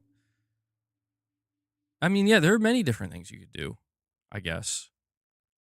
I think maybe I'd also want to do that thing that cats do when they like scratch their claws on certain surfaces. Like, they do it like they almost make it look like it feels good. You know? Like, what's that feel like? But I would want to try the treats because I see how nuts the cats go for the treats. I'm like, this better be the greatest thing I ever tasted. Lick of the curtains. Yeah, I'd have to at least try it because Boss is always licking weird surfaces, dude. Like, he has some kind of Mike Tyson oral fixation or whatever, or biting fixation or something, where he just has to like we have you know random like grocery bags sometimes lying around, and he will just lick them aggressively. Like he'll just aggressively lick them. Like, what are you doing, man? So ACM, I hope that's a satisfying answer. For me, it would have to be I would have to try the cat treats because are they really that good? And maybe try the catnip. After that, I don't know. After that, I'd probably be freaked out because I'm like, why am I a cat? We do have another direct donation as I was saying that or answering that one. This is from Moonshot. He says the first Spider-Man, thank you again, Moonshot. The first Spider-Man game alone generated $3.8 billion in revenue, not including Miles or Spider-Man 2. Spider-Man 2 needs to sell 7 million copies to break even. Okay. Man, 3.8 billion in revenue. How much of that would is like net profit, I wonder? I mean, there's no doubt in my mind that Spider-Man is probably one of Sony's biggest moneymakers. No doubt about that. But my only thing is, I wonder, it all comes down to like Sony's internal expectations where, you know, if Spider-Man 2 needed to sell 7 million copies to break even, and we know that after 6 months, it sold 11 million. So not only did it break even, it made a pretty good profit. But is it possible that Sony's internal expectations are, we really are trying to get it to 14 million in order for it to feel like a real success? I guess it all comes down to like how much money really they're expecting this game or this franchise to truly rake in for them. Um, and to be honest, I don't think we know that, right? I don't think we know truly how much money, how many lifetime sales. I mean, yeah, there has to be some kind of, I agree with that. There has to be some kind of like lifetime sales expectation. Um, at the end of the day, I do think, regardless of the discourse that has existed around Spider-Man 2 in particular, I think Spider-Man 3 will do very well. Like, obviously. I do think Insomniac should take a little bit of feedback in. I don't think Spider-Man 2 was perfect. Definitely not. I did like the first game more, but I did think Spider-Man 2 was very good. And I did thoroughly enjoy my time with it. But I think Insomniac could really achieve something big with Spider-Man 3 given the build-up that they've created and, you know, the expectation of who the villains will be if they take in a little bit of feedback and really I would say try to, when it comes to this story of Spider-Man 3, I think that they have to try to make it a little bit more cohesive because I think one of the things they maybe struggled with Spider-Man 2 was trying to juggle a little too many different plot points at one time and not really, not, you know, it was a pretty condensed game considering how many different plot points they had going on and how many different characters they had. So maybe make it a little bit more focused overall, I would say. Make it a little bit more focused. I think Spider-Man 3 could really benefit from that. Maybe try to ensure that when you have the kind of hard-hitting gut punch moments that are supposed to kind of be the climax of the story, I think they might want to kind of reevaluate or compare, I should say, compare the hard hitting gut punch moments from Spider-Man 1 to Spider-Man 2 and kind of see maybe like where, in my opinion, Spider-Man 2 fell a bit short. See if you could kind of lean towards a little bit more towards Spider-Man 1 in that case.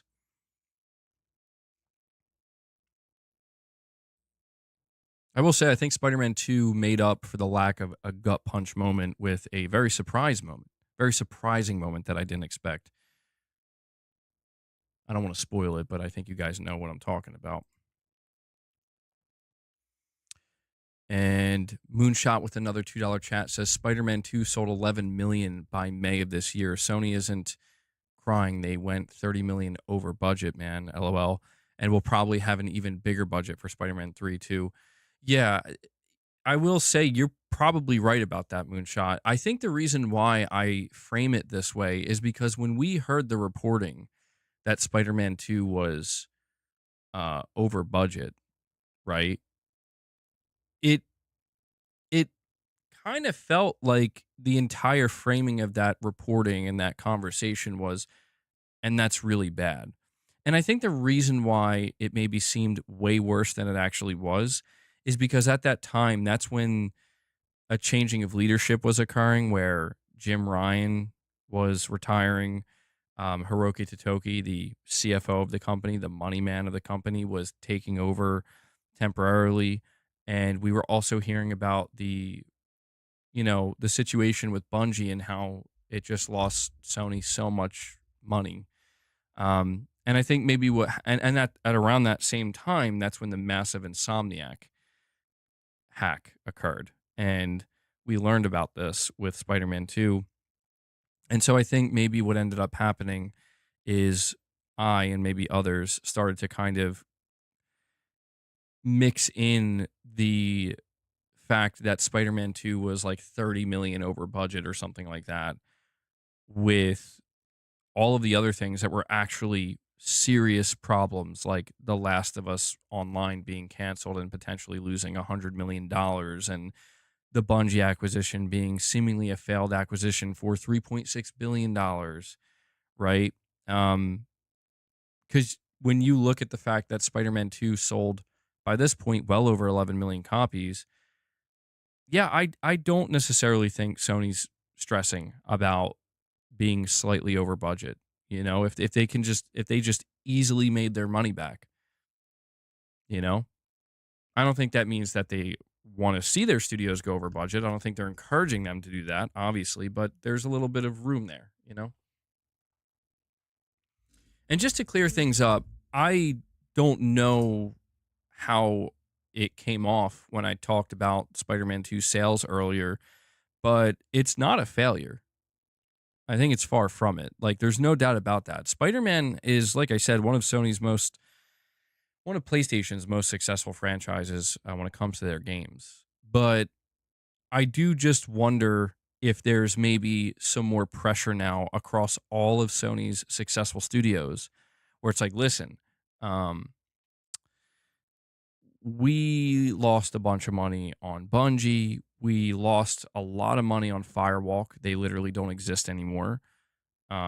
We had to cancel a bunch of live service projects. Maybe there's kind of a bit more pressure now on these studios where it's like, guys, we really don't want you to go over budget. Or at the very least, we really, really need to try to maximize profitability, revenue, right? Um, on all these games. And that's what makes me kind of curious about Sony's. I would love to know how Sony feels, like the board, right? I would love to know how they feel about the online reactions to Ghost of Yotei and Intergalactic because it's like, these games, there's a lot of expectation on them to do very well, to do a lot of heavy lifting. And there are definitely people who are thinking they're not going to be able to do that heavy lifting. They're not going to be able to pull it off. But I do want to kind of shift our attention to something else here. I want to talk about this major partnership that Sony just announced very casually yesterday. Specifically, Mark Cerny announced a major partnership with AMD. And this is something that I'm not sure if everybody fully understands the implications of this partnership and how it's actually a pretty big deal. It's a pretty big deal, not just for PlayStation, but actually what makes it such a big deal, at least in my opinion, in my analysis of the announcement and everything that goes along with it, what makes it such a big deal is that this is something that Sony is pursuing on like an industry-wide scale or scope, I guess would be a better way to put that. As in, of course, what they're doing is going to mainly be for PlayStation and it's going to benefit PlayStation. And it's in the name of benefiting the brand as well as the console and the hardware. But listening to the way Mark Cerny presented it, the biggest key takeaway, well, let me back up for a minute and just set the stage for those who don't know. Mark Cerny did his deep dive on the PS5 Pro yesterday. And there were also a bunch of interviews that came out from Mark Cerny where he was talking to Digital Foundry actually a lot.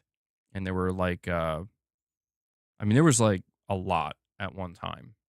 A lot of Mark Cerny. He was saying a lot.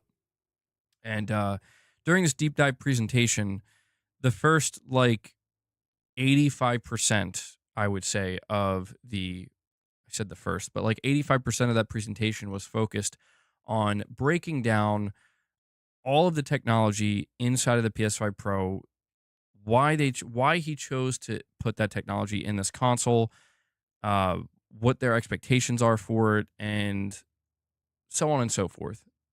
It wasn't anything too shocking.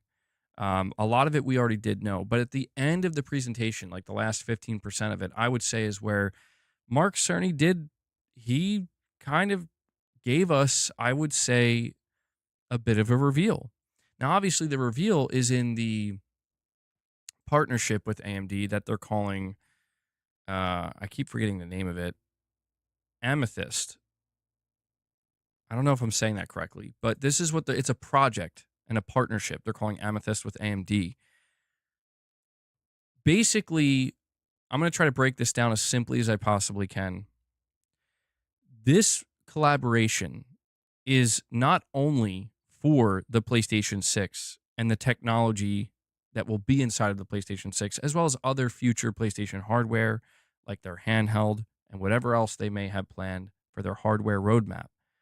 But this is also going to be essentially Sony working in tandem with AMD to create a new, hopefully, if they are successful, industry standard when it comes to things like machine learning, among other cutting edge technologies in the video game space. And actually, he even said it will go, if I recall correctly, there was almost an implication that it could go even beyond video games. But they're approaching this holistically. You know, they're not looking at it as whatever breakthroughs we have with this technology are going to be exclusive to PlayStation. They're not viewing it that way. Sony, I think, is taking a very interesting and very smart approach with this collaboration with AMD, because if they are successful, Sony could be at the center of the new industry standard for like what all video game studios and what all video game publishers and basically what all video game tech is kind of not built upon, but maybe built around, right?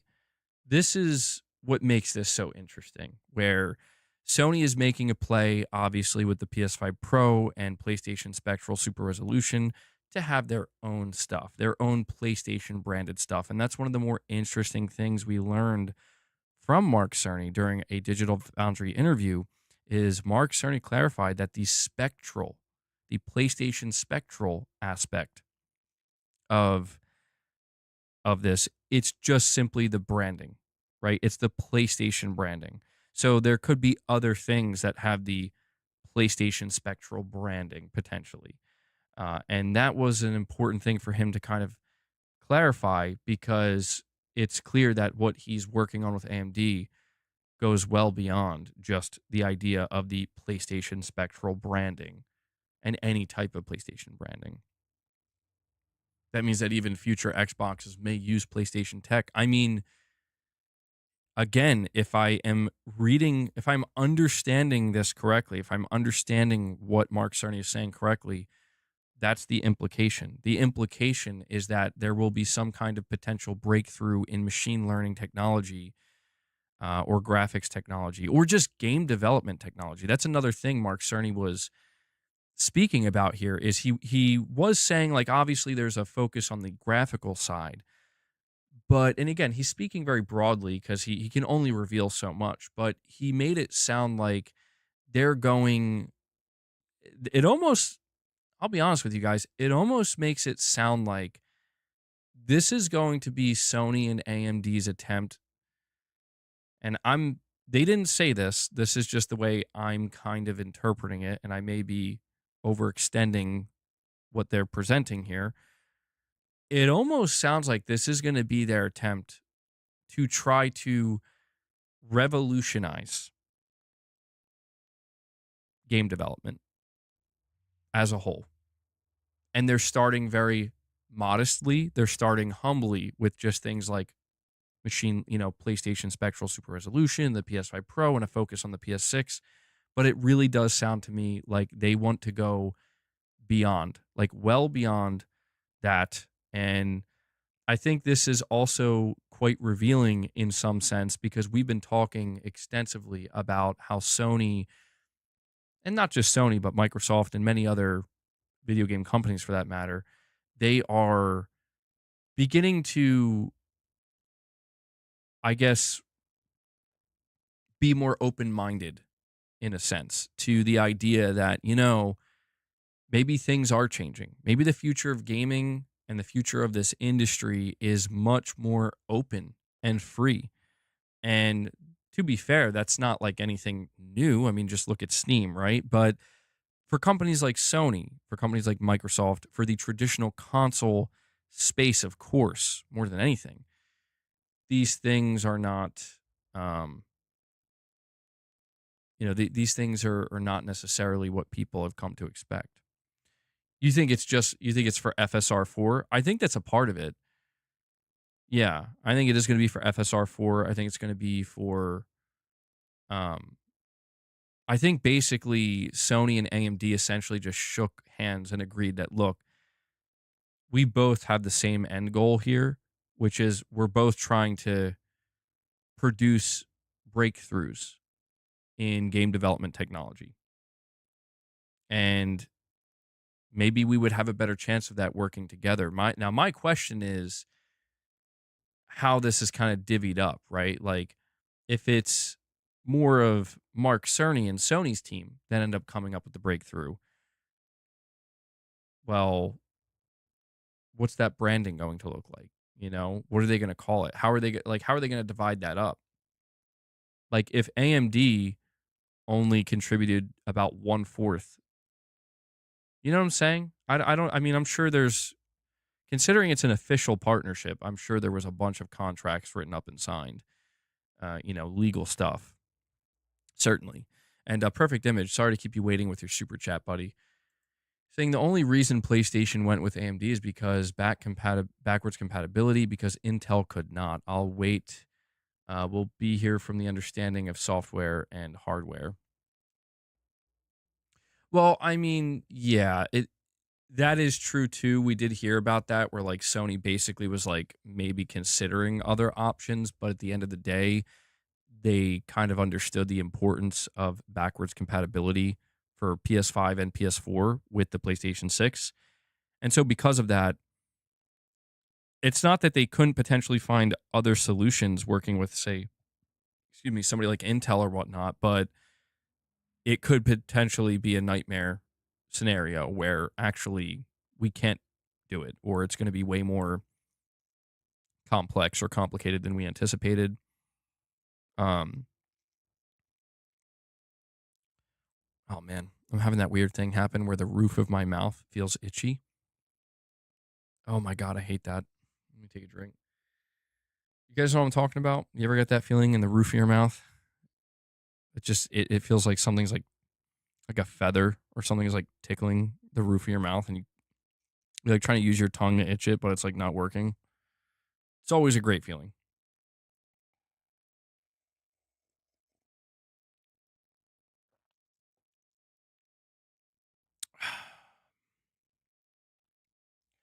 Perfect image is like, yep.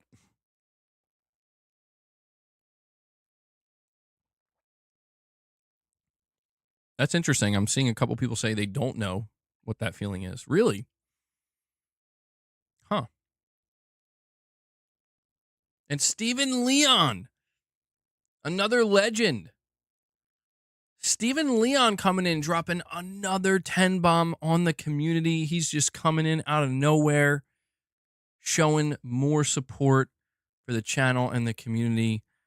Absolutely love to see it. Steven, thank you so much for that. Guys, let's get some W's flowing in the chat for that 10 bomb. Love to see it, man. Yeah, really appreciate all the support you guys have been showing the channel. It really does mean a lot. It does. I mean, I know I always say that, and I'm sure after saying it so much, it probably loses its, meaning. But trust me, it means a lot. I appreciate it. Thank you guys for, letting me do this. Steven says, gotta support my gaming people. We very much appreciate it, man. Like I said, I know I've been slacking on the members content, but I hope you guys will forgive me for that, because basically I'm gonna try to hit the ground running, so to speak. I don't know if that's the best way to put it, but I'm gonna be evaluating, trying to map out, so to speak, how I want to do my members content, probably starting in January.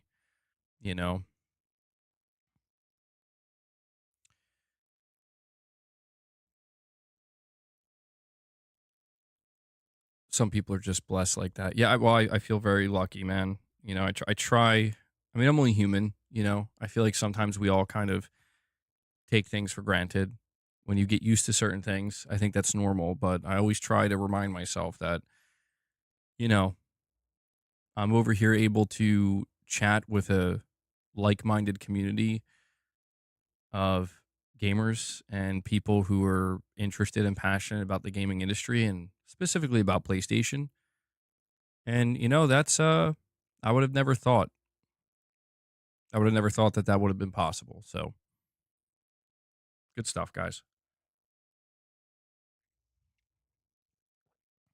Am I streaming Christmas Eve or day? I will definitely be doing a Christmas Eve stream. We did one last year. It was a good time. It was a good time. It was funny because I was just thinking about that. I was like, wait, what time did I stream? Does anybody remember? We did a Christmas Eve stream last year, but I do not remember what time I did that stream. I feel like it was in the evening. It had to have been in the evening. I can't imagine I did it early in the day. It was 8 p.m. GMT here. What's 8 p.m. GMT to Eastern?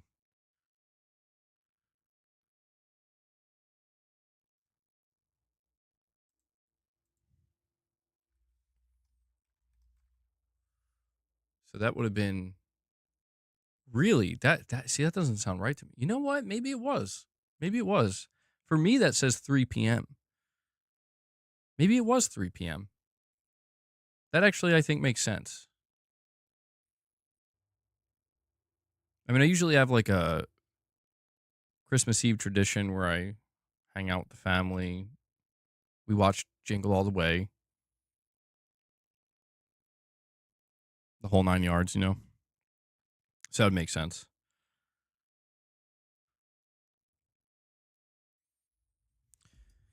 But anyway, yeah, I will be doing a Christmas Eve stream, and we'll probably be doing. I mean, what, today's the 19th, man. Christmas Eve is coming up quick. Yeah, we'll still be doing like regularly scheduled content on, and also a Christmas Eve stream. I'll definitely be taking Christmas Day off, obviously. But damn, man, should I go for it? Should I do a Christmas Day stream? Christmas stream?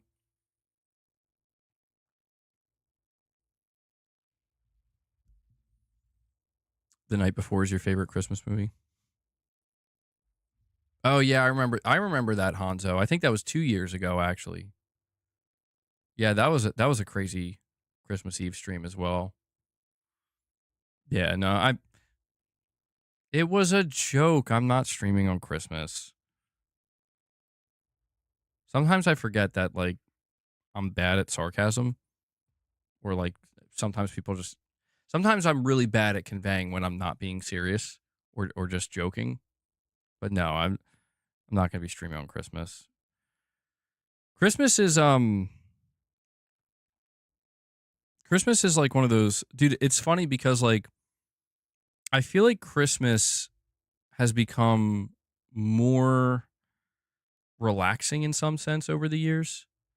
As far, and I mean, it's been relaxing for a little bit now, but it's funny to think like growing up, if Christmas felt like the opposite of relaxing. Like I couldn't sleep at night. I was always excited to wake up to like presents under the tree. Like I just literally couldn't. Does anybody remember what that was? Do you have that experience where you just literally couldn't sleep at night? It actually almost felt stressful, you know? And then you'd wake up, open your presents, and the whole day would just be like, you'd just be like wired. I don't know. That's kind of what Christmas was like for me. And now that I'm older, you know, it's like more chill. I kind of look forward to it to hopefully be a more relaxing experience. Ghetto God, you're saying I just watched Red One the other night and thought it was really good. You're not the first person I'm hearing that from. Actually, I think a few people recently were telling me they saw that. So I maybe I'll watch that tonight. It did look. It's weird because apparently it bombed at the box office. Like it did really bad. But from what I've heard from people who watched it, I think it's on Amazon Prime. They were like, it's pretty good. It's not bad. You open presents at midnight. That's interesting. That's very interesting. I mean, I think the closest thing I would get to that is on Christmas Eve, get like one gift to open early or something like that. Occasionally. IGN gave it a 2. But the movie, they gave it a 2. I mean, it can't be that bad. I'm not saying I'm expecting it to be amazing, but a 2? I think I saw the trailer for it. It didn't look that bad. I mean, a 2 is like offensively bad. Wes is like, it's pretty bad. Well, now I'm going to have to watch it, and I'll have to give you guys my opinion on it. I will let you know if I think it's a 2 or not.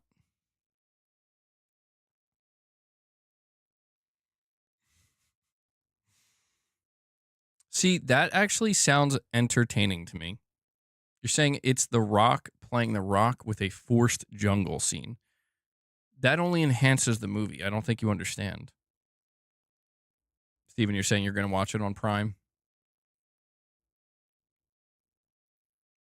Ghetto God, you enjoyed it, but you're not a fan of The Rock? I'm like mostly indifferent to The Rock. Like, I don't dislike him. I know a lot of people don't like him. I think he's fine. I mean, I do think that he did kind of fall into that trap of an actor who just now plays himself in like all of his roles. But he does have that one movie coming up.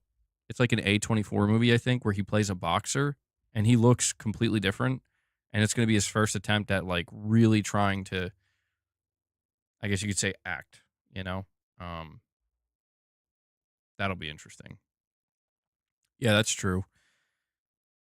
Mrs. MBG says her dad liked it and he didn't think he would. Oh, Ghetto God, you said you are a fan of The Rock. Okay, my bad. I read that wrong. I read that wrong.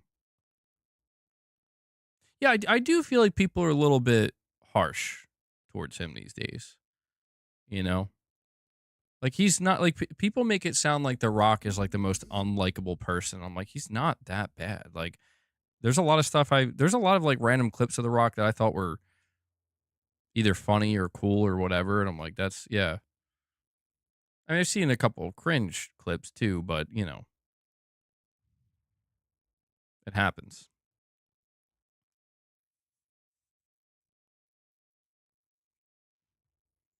The one thing that I always think of when I think of The Rock is there's like this clip from when he was in the WWE and he was like screaming into the mic. And every time I see people like universally hating on a game, and when I say universally, like I mean it's like universally agreed upon that like this is a bad video game, right? Whatever it might be. There's like this clip of him screaming to the mic, like basically saying like, you know what? I'm just gonna see if I can find it. I can't do it justice if I try to.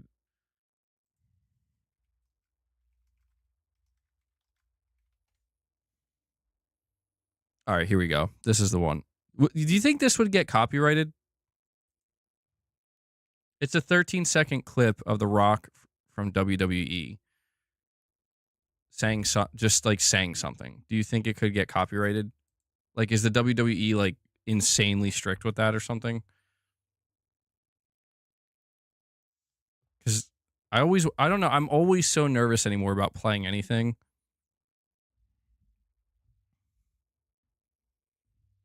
Maybe I'll just take a chance. Yeah, I mean, I'm looking at it like it would be a soundbite, right? Yeah, all right, I'll just play it. I think it'll be fine. If not, I'll have to edit it out. But again, anytime I think about a game that's just universally like hated or actually really does suck.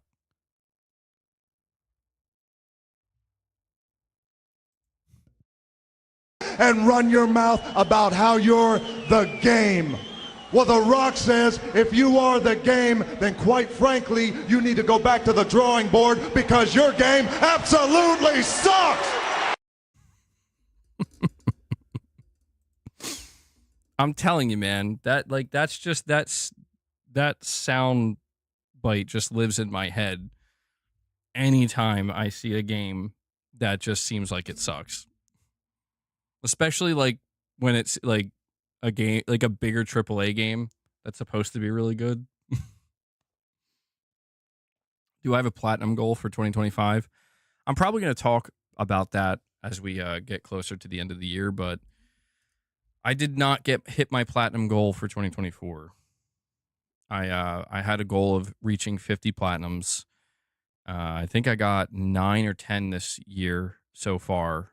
And I think that brought me up to 44. So I'm like 6 away. So I didn't hit my goal. But I told myself, like, I'm not going to force it. I'm going to try to make it happen naturally. And if it doesn't happen naturally, it doesn't happen. But I do want to kind of circle back here for a moment because I definitely strayed way off the topic. I want to circle back and ask you guys, what do you think about, well, let me ask, did you guys watch, how many of you here watched the PlayStation 5 Pro deep dive from Mark Cerny? And did you get anything from it? Because I watched it and I did mostly enjoy it. It's just I there were a couple times where I definitely felt a little bit lost because I mean Mark Cerny really goes in depth and he makes it clear, like, I'm not showing you games, very upfront, but still always really interesting to hear what Mark has to say. And I did watch not both. I did watch the interview that he did with Digital Foundry, as well as I think Mike Fitzgerald, I think his name is, from Insomniac Games.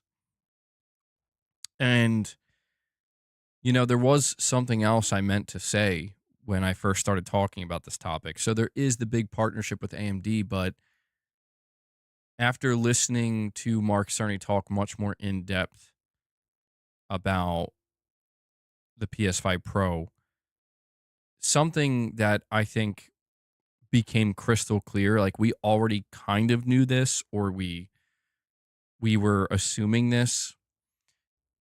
Sony, the reason why they, like, everybody's like, Sony shouldn't have done a PS5 Pro, but the reality is they clearly needed to do this to put a piece of hardware out there right now with the early iterations of this technology. Mark Cerny does address this. He did talk about this. He was saying that, now, when we talk about the pricing of the console, that's a different conversation. I'm just saying the reason why the Pro exists, like why they went through with R&Ding this console and seeing it through to market. Mark Cerny addressed this, and he was talking. He was talking about this, I think, pretty candidly, where he's like, "Look, the PSSR, the machine learning, AI upscaler, basically you can, he was saying you could call it either one. The naming doesn't really matter, but it literally is going to need time to improve. Like it has to learn. And DLSS, NVIDIA DLSS has an advantage over Sony right now and over PSSR and over anything Sony's doing because DLSS is in like what its third DLSS 3.5. And that's true too. Perfect Image, you're saying engines couldn't do it. Yeah, it seems like the timing wasn't really right either. This was the generation where it seems like studios and engines and game devs as a whole, as a collective, kind of got on board with this. It's like, okay, we could start like implementing this into consoles now.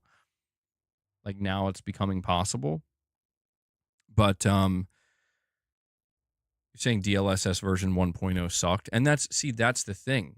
That's the thing. People are really, I mean, we have been seeing that there are some games and some developers where PSSR is not doing well.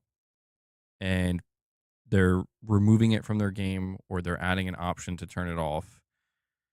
And Mark Cerny was talking about this and he was saying like, yeah, this is kind of going to be somewhat expected to a small degree. Like we have to see what happens. And just like DLSS version 1.0 was not very good, yeah,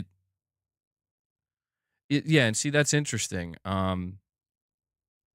Appreciate you guys adding a bit of insight into this because I wouldn't have known that since I don't really game on PC. You're saying, or I wasn't really ever following NVIDIA or DLSS, and you're saying devs pretty much sucked at DLSS implementation too. It was awful, but it's improved. And so NVIDIA basically invented about 50% of AI without the tensor cores. They crested Google's Transformers architecture wouldn't have really worked. I mean, I guess this kind of explains why NVIDIA is like the most valuable company in the world right now. It's kind of nuts. But I mean, it's clear that Sony realized, or Mark Cerny, I should say, probably a couple of years ago when they were thinking about what the PS5 Pro should be, what it would be, they kind of realized like we are going to have to go through with this because it's going to be necessary in order to,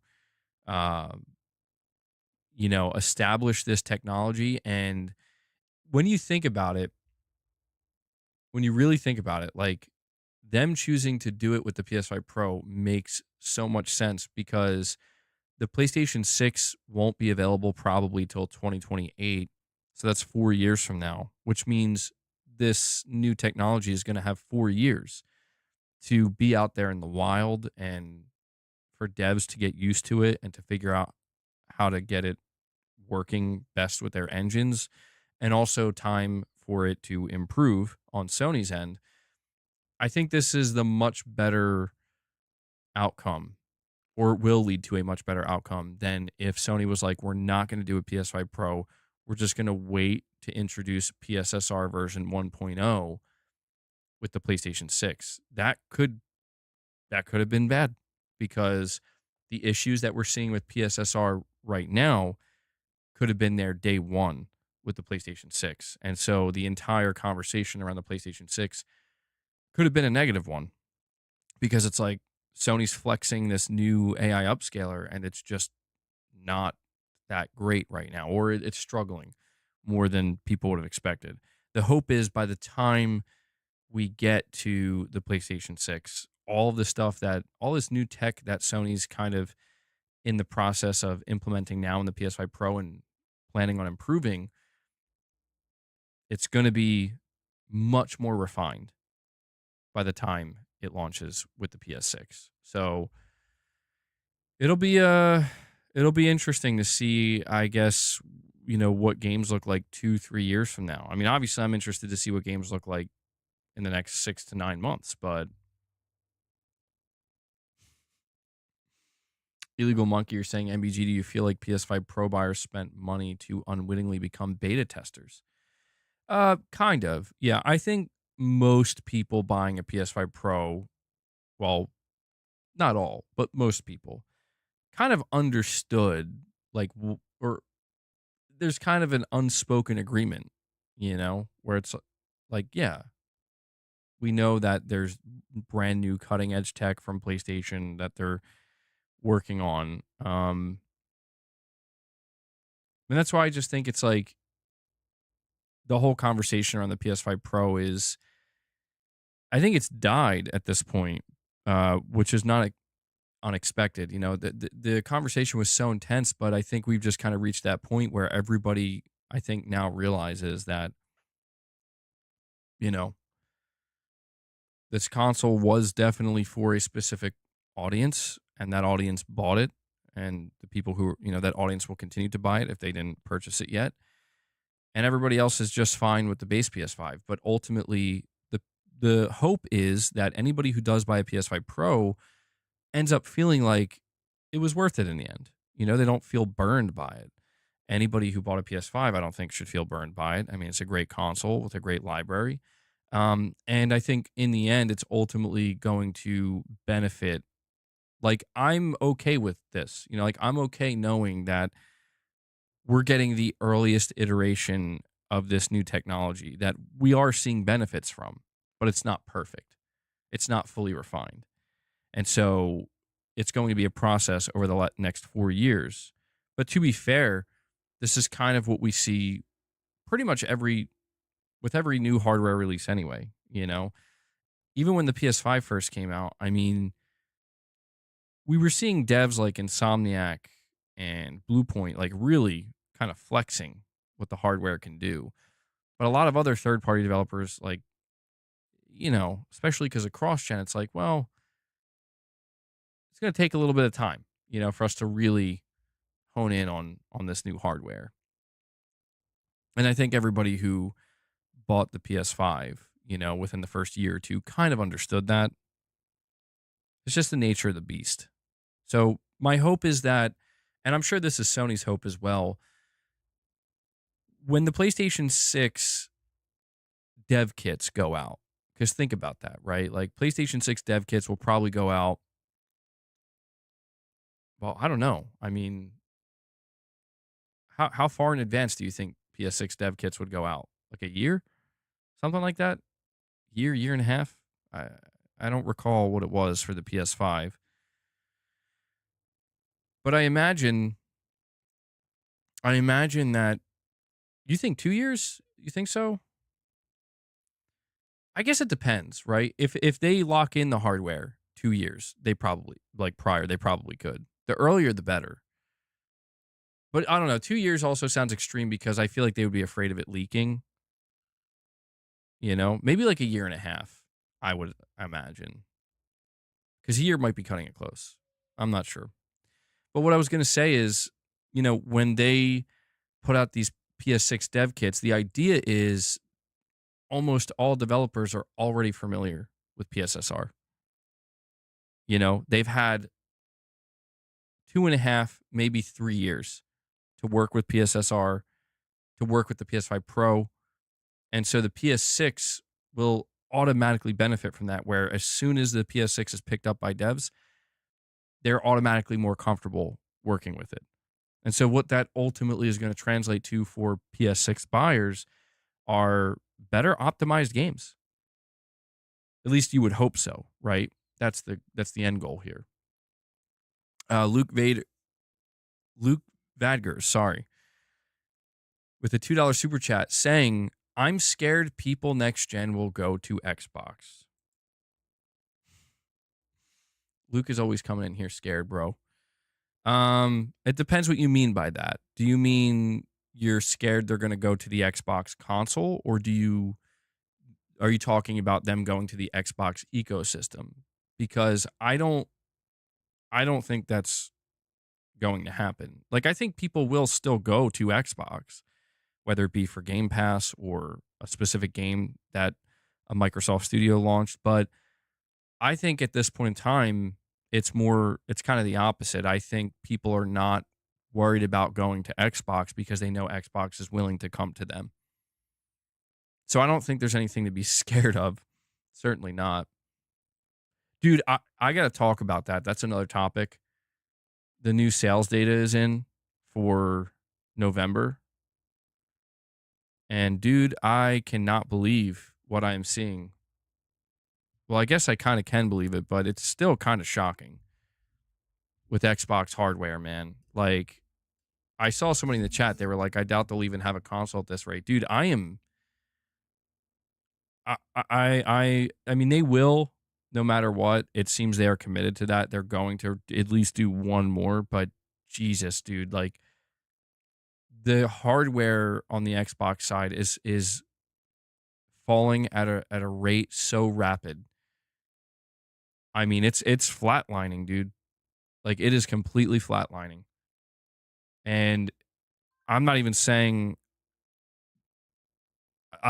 that from the perspective of competition. Like, ha, we beat you. Like, no, I'm saying that from the perspective of like, dude, I thought there would be at least a little bit of competition, just a tad bit, but no, dude, it's bad. We're going to go over that in a minute. Instant Messenger Sama, I don't know which way I should say that. Thank you for the super chat, buddy. You're saying tech won't matter if publishers handicap creative devs all the time. Optimization is also lacking at the moment. We have to speak out on that. Well, I guess Instant Messenger Sama, if you don't mind, do you think you could elaborate a little bit more on what exactly you mean here when you're saying if publishers like handicap creative developers all the time? I mean, there has to be a couple things specifically that come to mind. I think like generally or like broadly speaking, I understand what you're saying.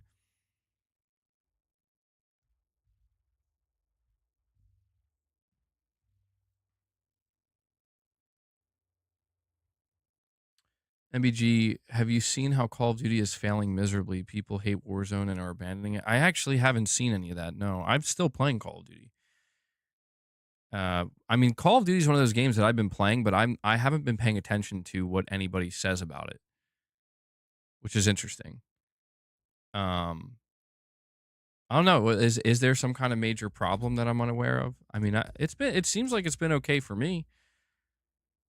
I mean, I've been playing some multiplayer, playing some zombies. I'm not gonna lie, I'm like trying to grind to the max prestige so I feel like I can't move on until I do that.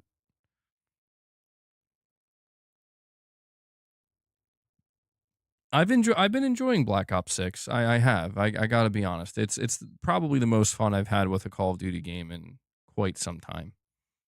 It is starting to wear a little bit on me because I've, played it for like 2 months now. But yeah,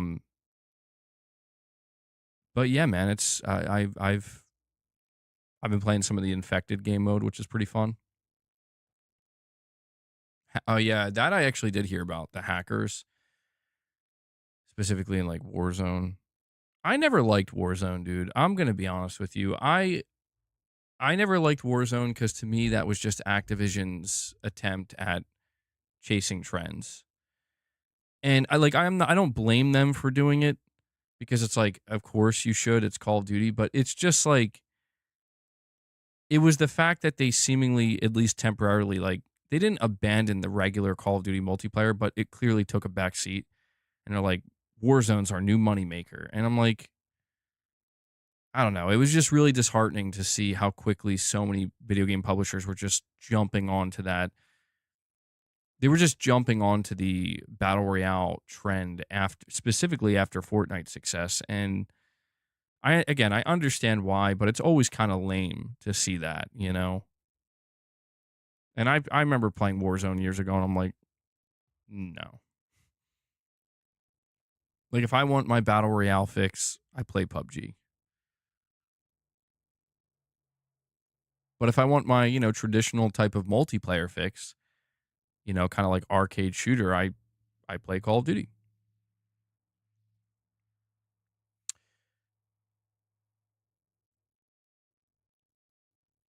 But let's go over a little bit of information about Sony and Microsoft sales-wise. So we have US sales data, and console hardware sales overall seem to be down. However, or at least let me double check that.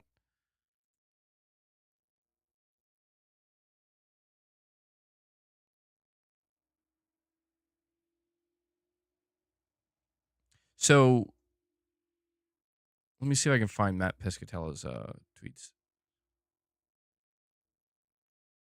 Yeah, so November video game hardware spending was flat. So it wasn't, you know, it was just flat. It says it was flat compared to a year ago. 15% spending growth on PS5 hardware, but that 15% spending growth on PS5 hardware was actually offset um, by a year-on-year drop with Xbox Series, minus 29%, 3% decline in Switch. I kind of can't believe this, dude. Like I can and I can't.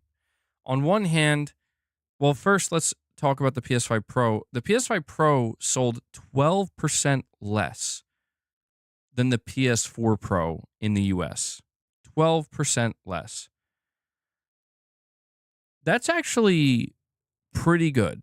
Like, I'm sure Sony's very happy about that because this console was literally $300 more, almost double the price, which is insane to think about. The PS5 Pro was nearly double the price of the PS4 Pro, and only 12% less people decided to buy it because of that. This is why I said over and over again that I'm pretty sure the PS5 Pro is going to do just fine, at least at launch.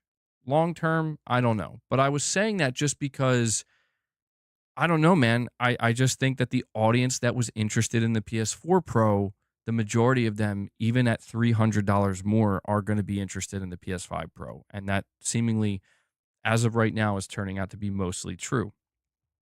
So, again, now I'm not trying to take a victory lap. It's not about that. It's just that, again, we have to remember, like, the pushback was so aggressive.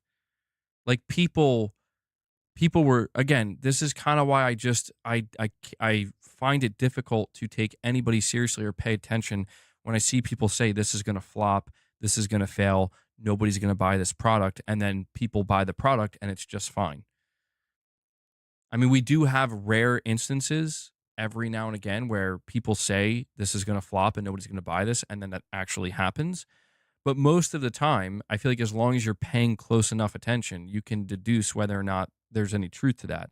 And what people were saying about the PS5 Pro just simply wasn't true. Like, it just wasn't. You know, people were basically convinced that nobody's going to buy this console for $700. And I'm like, I'm pretty sure they are. Not because they're sheep, not because they'll just buy anything, but because it actually seems like it's, like, I think people kind of feel like it's worth the money. Maybe not everybody. Maybe there were probably some customers that were a little bit skeptical, but generally speaking, I think people understood what Sony was selling them. They understood the benefits they could expect with the games, generally speaking, and they saw the price and they said, okay. I think that's all it basically boils down to. But I just got to say, man, November 2024, sorry, October. Wait, hold on. When I'm like confused at this point. When did Call of Duty come out? Call of Duty came out in November, right?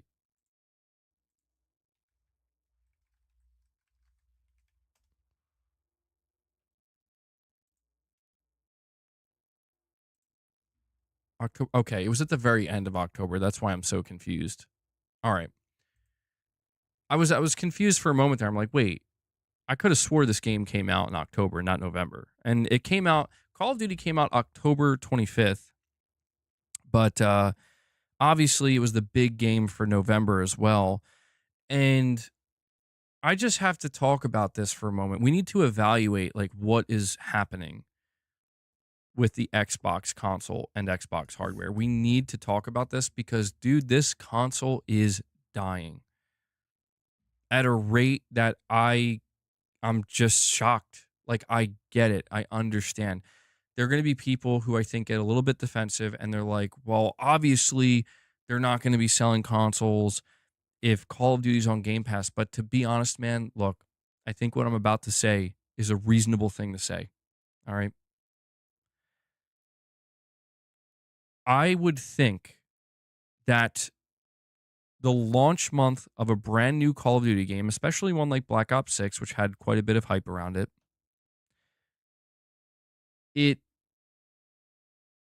this is the first time after this company bought this brand. They spent almost, $68 billion on it. I would think the bare minimum expectation and a reasonable expectation would be plus 1 to 5% just for that month. Just for that month. 1 plus 1 to 5%. Just a little inkling. Just a little spark, a little something, man. But instead, it's minus 30%, dude. I have to imagine, in all seriousness, this is not console war stuff. I have to imagine even Microsoft is like, holy shit, this is dead. Like, this is dying. Like, we can't save this no matter what we do.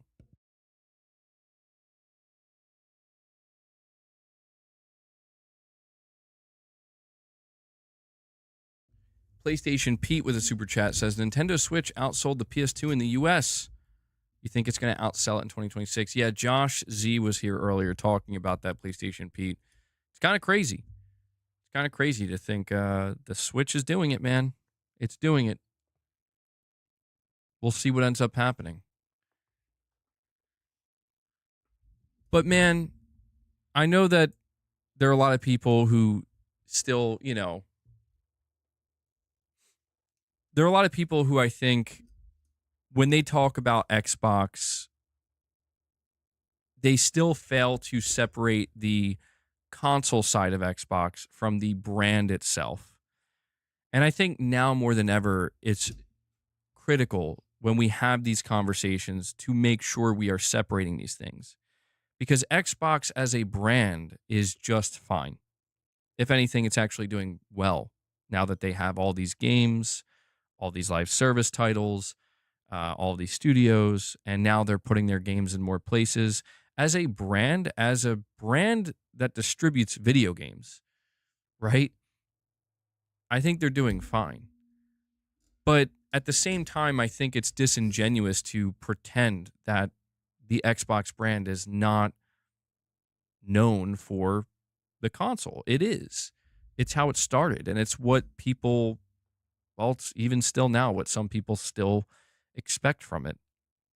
And I just wouldn't have ever expected the Xbox console to die in this way. And, I want to point this out. Somebody on Twitter yesterday, they were like, Xbox isn't dead. They already confirmed another Xbox is coming. And I don't think people understand what I mean when I say the Xbox console is dead. You will be able to buy, and yes, that's very true, Mr. B. It's in the name. I know. You will be able to buy a next generation or a new generation Xbox console probably in, I would assume, 2026. But when I say the console is dead, what I really mean is that Xbox is in a position, Microsoft, I should say, is in a position where they need to make a lot of money quickly, as quickly as possible.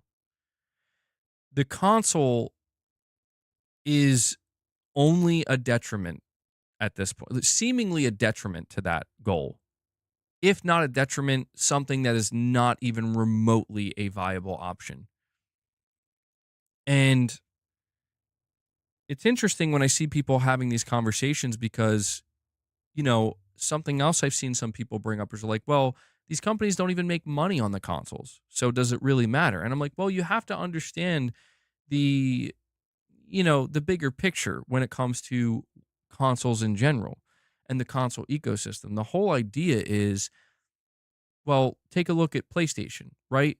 How is it that PlayStation's making more money than they ever have in the history of their brand? Is it because they're selling more consoles than than ever before in their history? No. They're basically on track. They're selling about the same amount as they did for PS4. It's because the nature of the console market and the nature of this beast, if you will, is you get people in and you keep them there and you kind of, I don't want to say you lock them there because I mean at the end of the day people have to choose, right? But you definitely encourage them as aggressively as you can. You're going to want to make this the place you come to play games. You're going to make this the place you buy your games, you build your library. You know what? You might even want to subscribe to our service. You might want to, you're probably going to buy some DLC. You're probably going to buy some microtransactions. You're probably going to want to buy some of our own games that we make. You might even want to buy some accessories. So the console basically acts as the center focal point for the customer. And then surrounding that console, everything surrounding it is just more stuff we can potentially sell you that you can decide if you want it or not, but we can make more and more money off of a singular customer that way. And I know it sounds bad the way I'm putting it, but it's really not. This is just, it's a very normal thing. It's how a lot of products work actually. And it works. It has been proven. It's proven right now through PlayStation and through Nintendo that it works. But the problem with the Microsoft side of things is like they would love to do it that way because you're talking about loyal customers that you can probably honestly get more and more money out of, and they're happy to pay that money. But if you can't build that, if you can't establish that, if you can't get a foothold, but you also need money very quickly, then the console almost becomes like, again, a detriment to them. Because look at the shift that Microsoft has made where they're like, there's no red lines. We're redefining what it means to be an Xbox fan or whatever, a customer. And more games are getting announced for PS5, and it's very clear that they're going the multi-platform, third-party multi-platform route, and now putting games on, what were once competing consoles. The only thing that's actually at this point in time seemingly hurting Microsoft in terms of just making the full switch is they still are, they're afraid to lose the few loyal Xbox fans or customers that are still there. They're afraid of, because Microsoft is aware that if they were to just announce tomorrow, like, guys, we're bringing the next Halo to PS5, if they were to just pull the trigger like that, there still are, I would say, enough Xbox fans, enough Xbox players, like, the diehard ones, in some cases fanboys, that would they would lose their minds and they would go on like a kind of crusade to try to hurt Xbox, I guess, and turn against them and whatnot. And I think, Microsoft is just kind of in this position where they're like, man, we would like to do it that way, but we're not, like, again, man, look back to February of this year. Look at what happened. Look at what happened, dude. Did you remember the reaction we saw on the internet? Phil Spencer had to schedule an emergency podcast. He had to do an emergency stream because it's like people lost their minds, dude.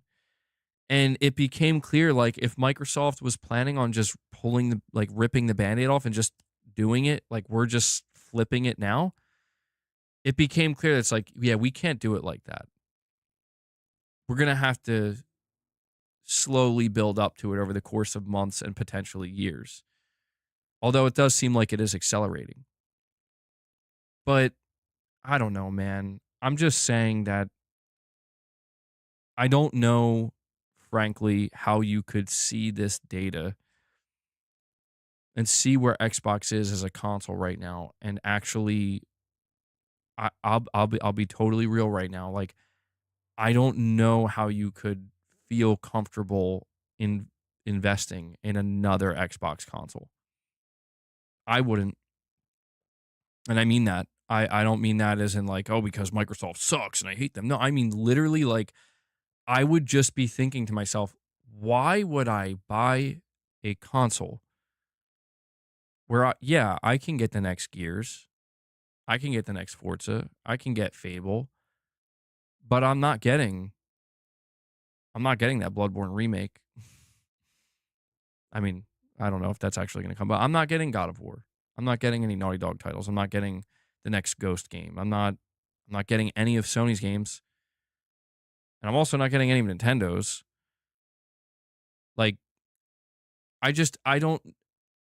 I mean, I guess if you have a library of games already established, I can understand that. If you have friends, but I mean, I don't know, man. At what point do you kind of turn to your friends and be like, guys, it seems like all these games, like let's say we get to the point, like all these games are on PS5 now.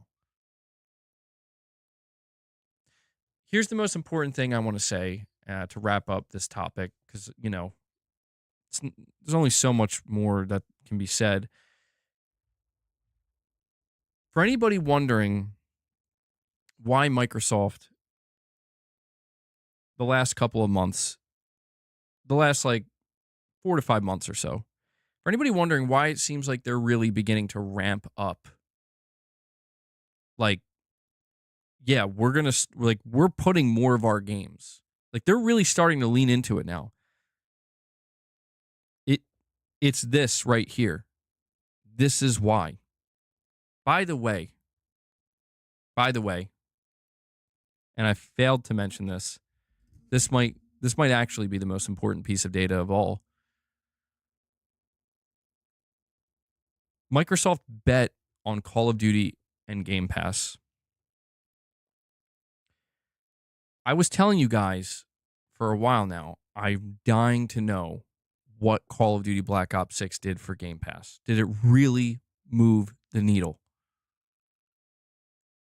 Subscriptions, I believe, let me make sure I have this correct. Matt Piscatella revealed that subscriptions are up, I believe he said 8%. I'm trying to find it. For some reason, I can't.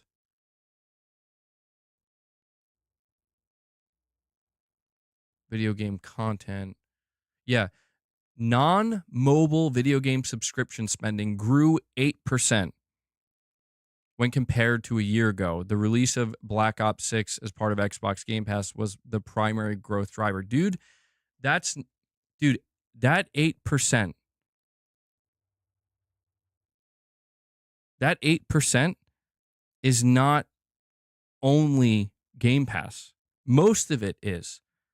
But that's also including, apparently, PlayStation Plus and any other subscription, like EA Play or whatever.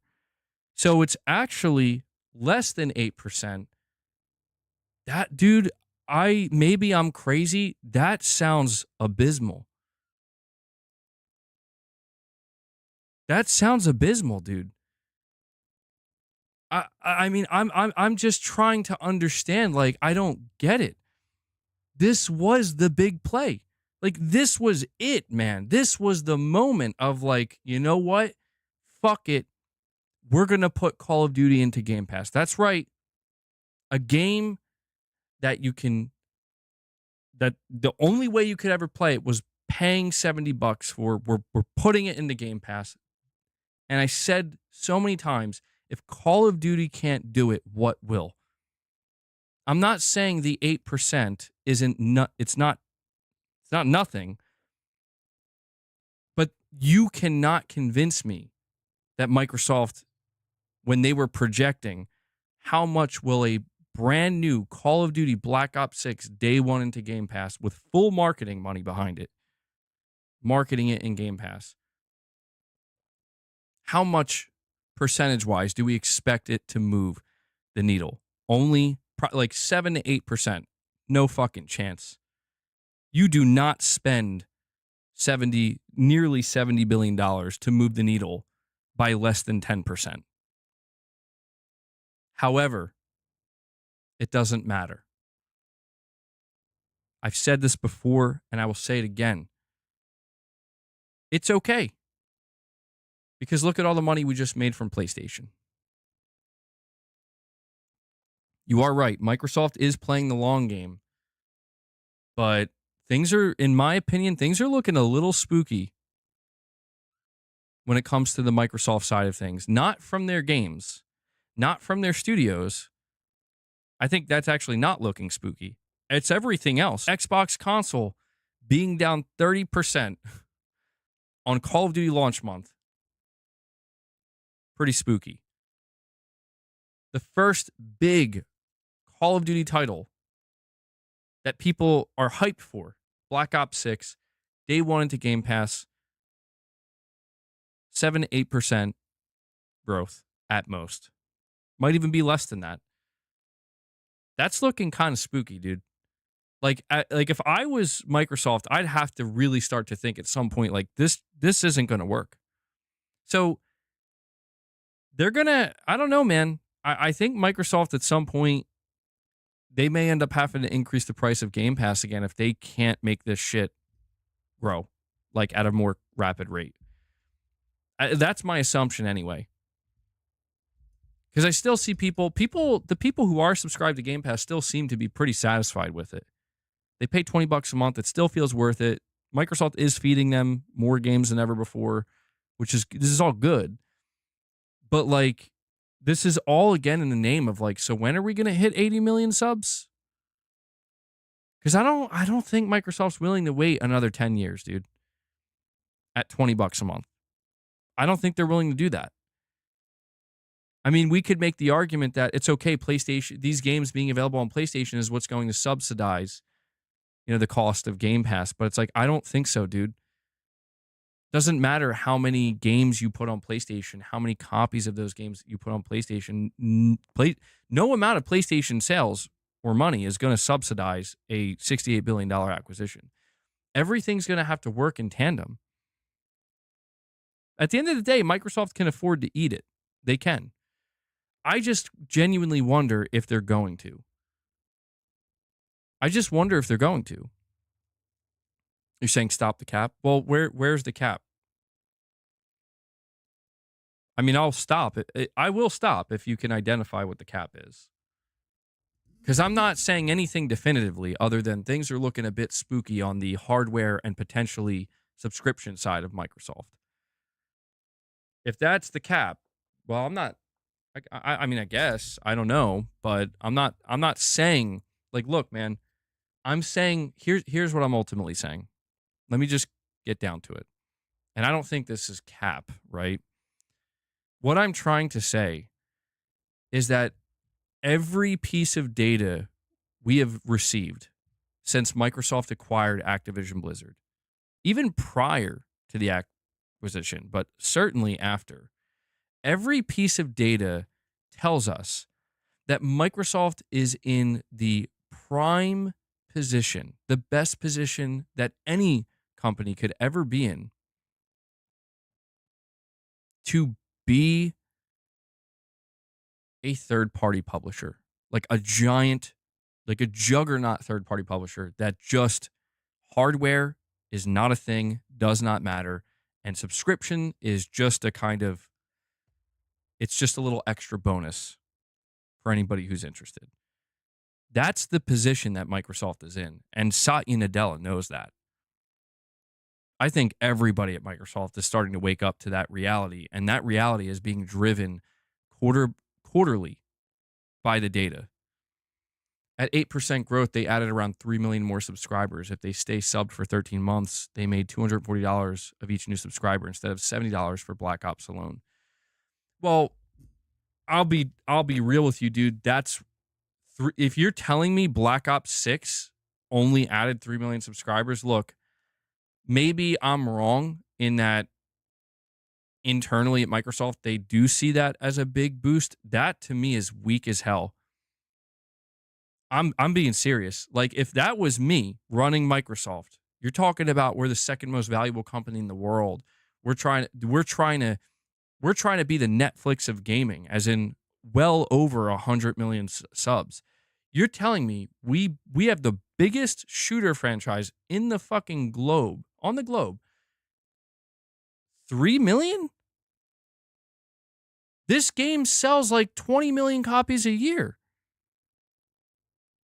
You're telling me we were only able to move 3 million people over? You know what that would tell me? You know what I would sit back and think? I think, holy shit. People really don't want a gaming subservice nearly as much as I would have thought. I would actually think to myself, like, people they just want to buy their games. Like, we need to be a publisher. Like, we need to make money on publishing. Now, it doesn't mean they can't do both. They are doing both. I'm not saying they're going to shut down Game Pass and they're done with Game Pass or it's a failure. I'm not trying to make it sound that way, and I think some people are interpreting that way. I'm just saying, dude, I don't think it's going to be the priority anymore, man. I really don't. Like, if Call of Duty is only producing a boost in 3 million subs, you can guarantee probably less than half of those people are going to remain subbed for a year. At least that's my assumption. To me, it seems like a guarantee in my mind. Like, there's no way you're retaining 3 million subs from Call of Duty. You're going to lose a percentage.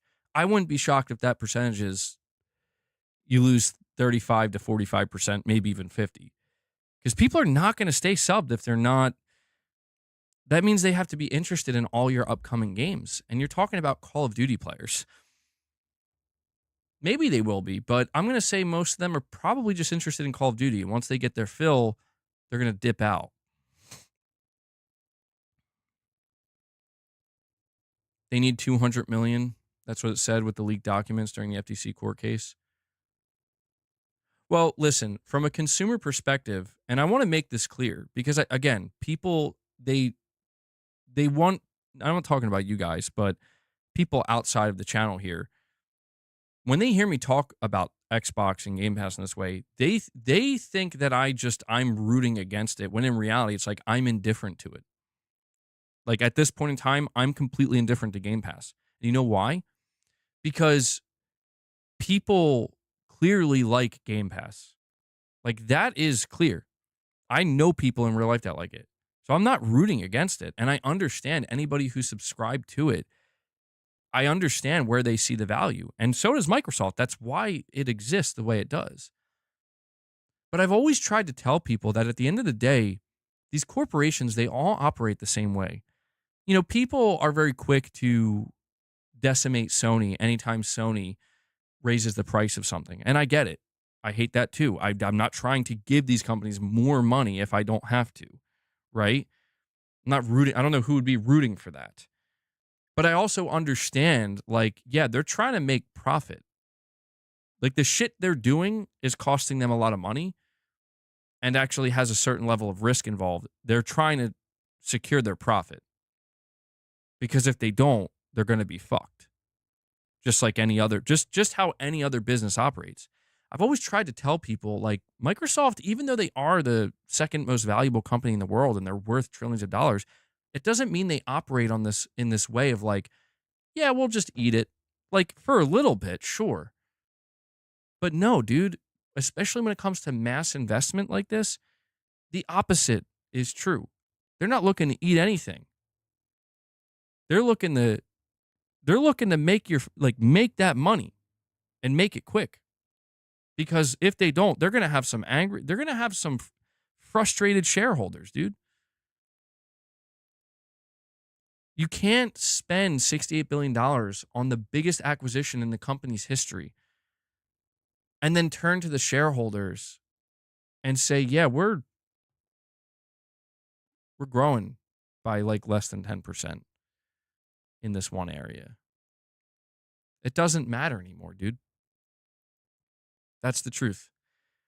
Console sales don't matter anymore to Microsoft at all. Game Pass growth still matters, but you know what really matters? Here's how much money Black Ops 6 made us. And you know what the truth is? The majority of that money was made on PlayStation. That's what matters to Microsoft. That's what matters to the Microsoft shareholders. And it's so interesting that we got a recent interview from Satya Nadella. And I don't know if people paid attention to this, but this was an it wasn't an interview. My bad. It was not an interview. It was a shareholders Q&A session, it seems. And literally one of the top questions was, so what's the ROI on the ABK deal? Dude, like, do people not see what's happening right now? Dude, Microsoft is under extreme pressure by the shareholders. Where's the money? That's true. You're right. That is true. I did seemingly forget that. We are talking about US data only, but let's be real. What's Xbox's biggest market? What's Game Pass's biggest market? It's the US. So if it was 7 to 8% in the US, are we assuming it's going to look much better in other regions where Xbox and Game Pass are not, nearly as prevalent? Or I'm going to say probably not. But I'm just pointing this out because, listen, man, I'm not saying anything. I'm so tired of being framed as a fanboy because people don't I get people don't like me. You don't have to like me. That's fine. But seeing how disingenuous some people can be when I'm having these conversations where it's like, listen to me. I am talking about this right now because all roads at this point in time lead to one outcome for Microsoft. And that is an outcome that actually, well, for me, is a double-edged sword. On one hand, it's good because I'm going to get more games on the PS5. I don't have to leave my preferred place to play some of these games that I am looking forward to. That's great. On the other hand, this is it. The Xbox console is dead and done. And any chance of potential competition for PlayStation from Microsoft is effectively over. That's why I'm talking about this. Game Pass is not going to light a fire under Sony's ass. No matter what at this point. No matter what. It's just not going to happen. And you know why? Because Sony has PS Plus, and PS Plus seems to be doing just fine. So, I guess there's some competition there. But outside of that, it's non-existent. Outside of that, it's you can expect our games on your platform. All roads lead to Microsoft being the biggest third-party publisher in the industry. And Xbox as a console will be essentially the next Dreamcast. And again, it's a double-edged sword because it's like, wow, cool. Xbox as a publisher, this should be interesting. On the other hand, oh man, I hope Sony doesn't get out of pocket now that they don't have a direct competitor right now. So when we talk about Satya Nadella already being asked by the shareholders, what's the ROI on the ABK deal? Yeah. So competition was in the process of transforming. The competition has now ended. For now. It's ended for now. If the competition between Microsoft and Sony ever resurfaces, it will not be in the way we think. It will be because Sony actually begins to focus much more on the publishing side than the hardware side as well, which could be a possibility in the future. But as of right now, at least the short to midterm future, that doesn't seem to be the case.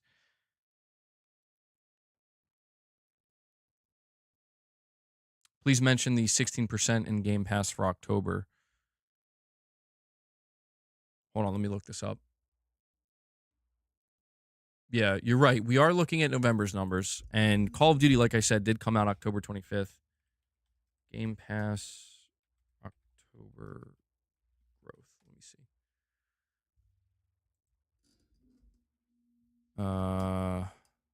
No, that says it's from 2022.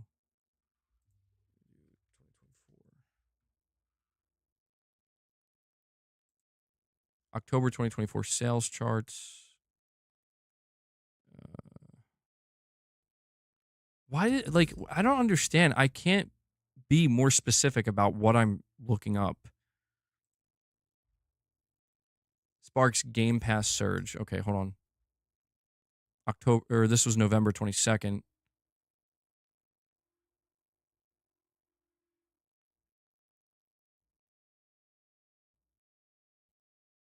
Trying to find it.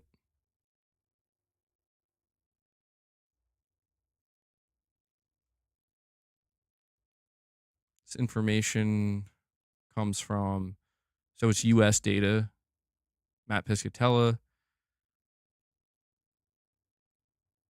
A whopping 82% of Call of Duty Black Ops 6 full dollar sales were on PS5.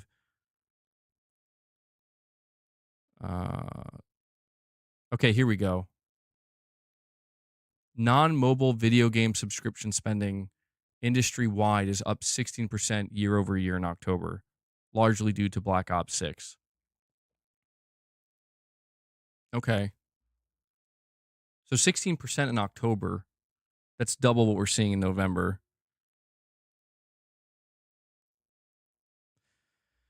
Well, I don't know. Listen, man. I don't want to talk about what. See, this is what I'm talking. Dude, I'm tired of listen, man. This is what I'm tired of. Like, what do you mean I only want to talk about the bad news? Tell me what the good news. I literally just talked about how there's probably going to be,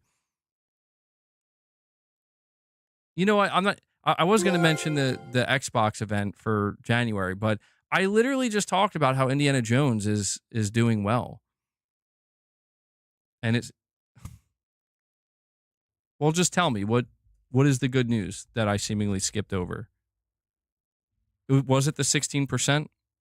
I mean, I'm pretty sure I did cover that, but I will admit I did forget about it during this conversation. But I don't know, man. At the end of the day, I'm just not convinced. That's all it comes down to. I'm not convinced that if Microsoft doesn't see more aggressive growth in Game Pass, I just don't think they're gonna stick to it, man. Or it's not. I don't think they're gonna be able to maintain the price point that they're, giving people access to it at $20. I don't think they're gonna be able to do that. You're right. It's not as bad when we consider the 16%. That is true.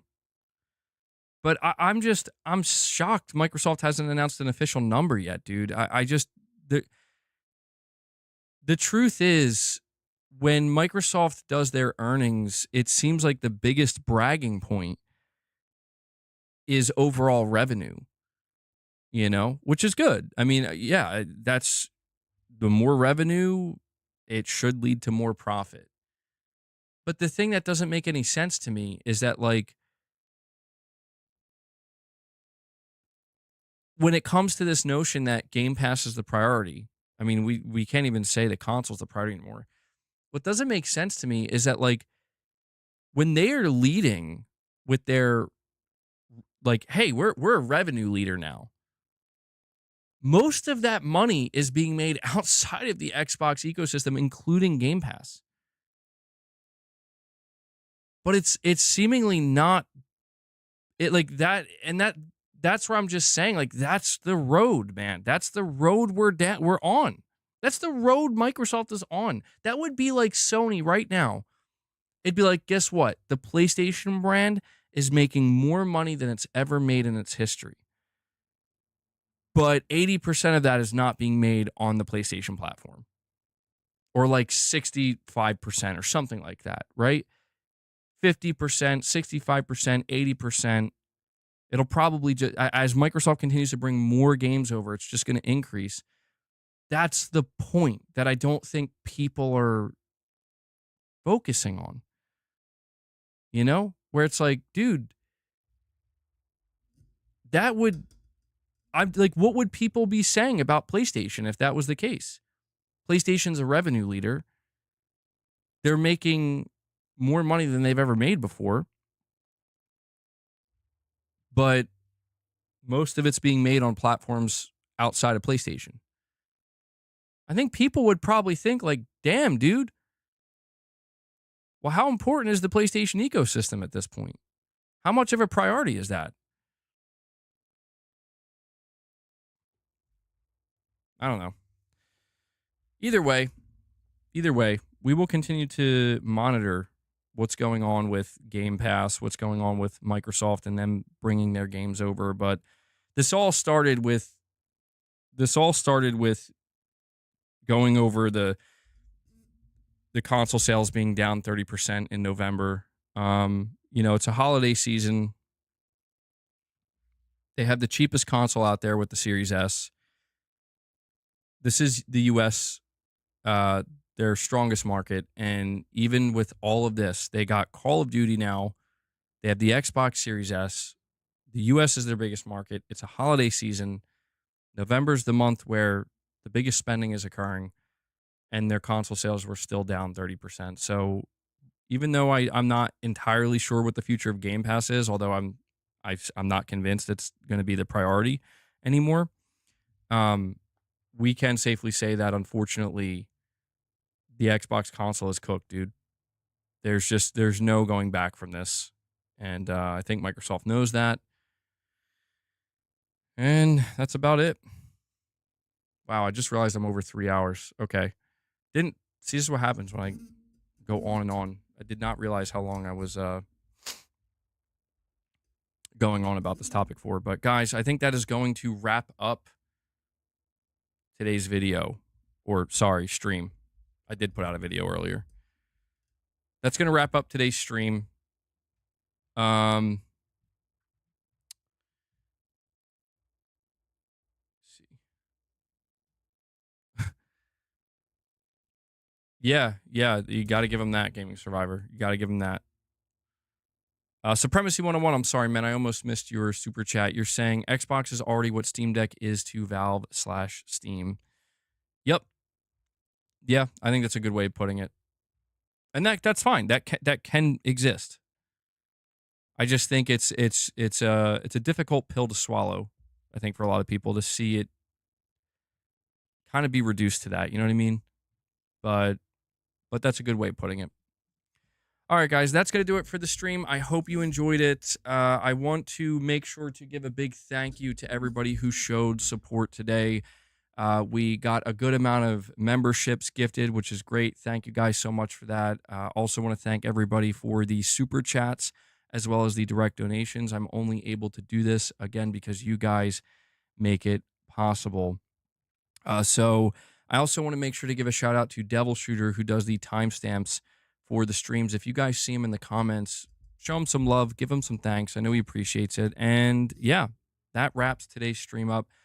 I hope you all enjoy the rest of your day. That does it. I'm going to head out now. So thank you once again. Do me a favor, hit that like button on your way out, and I will catch all of you guys in the next stream. So be on the lookout for that. And until then, take care, everyone.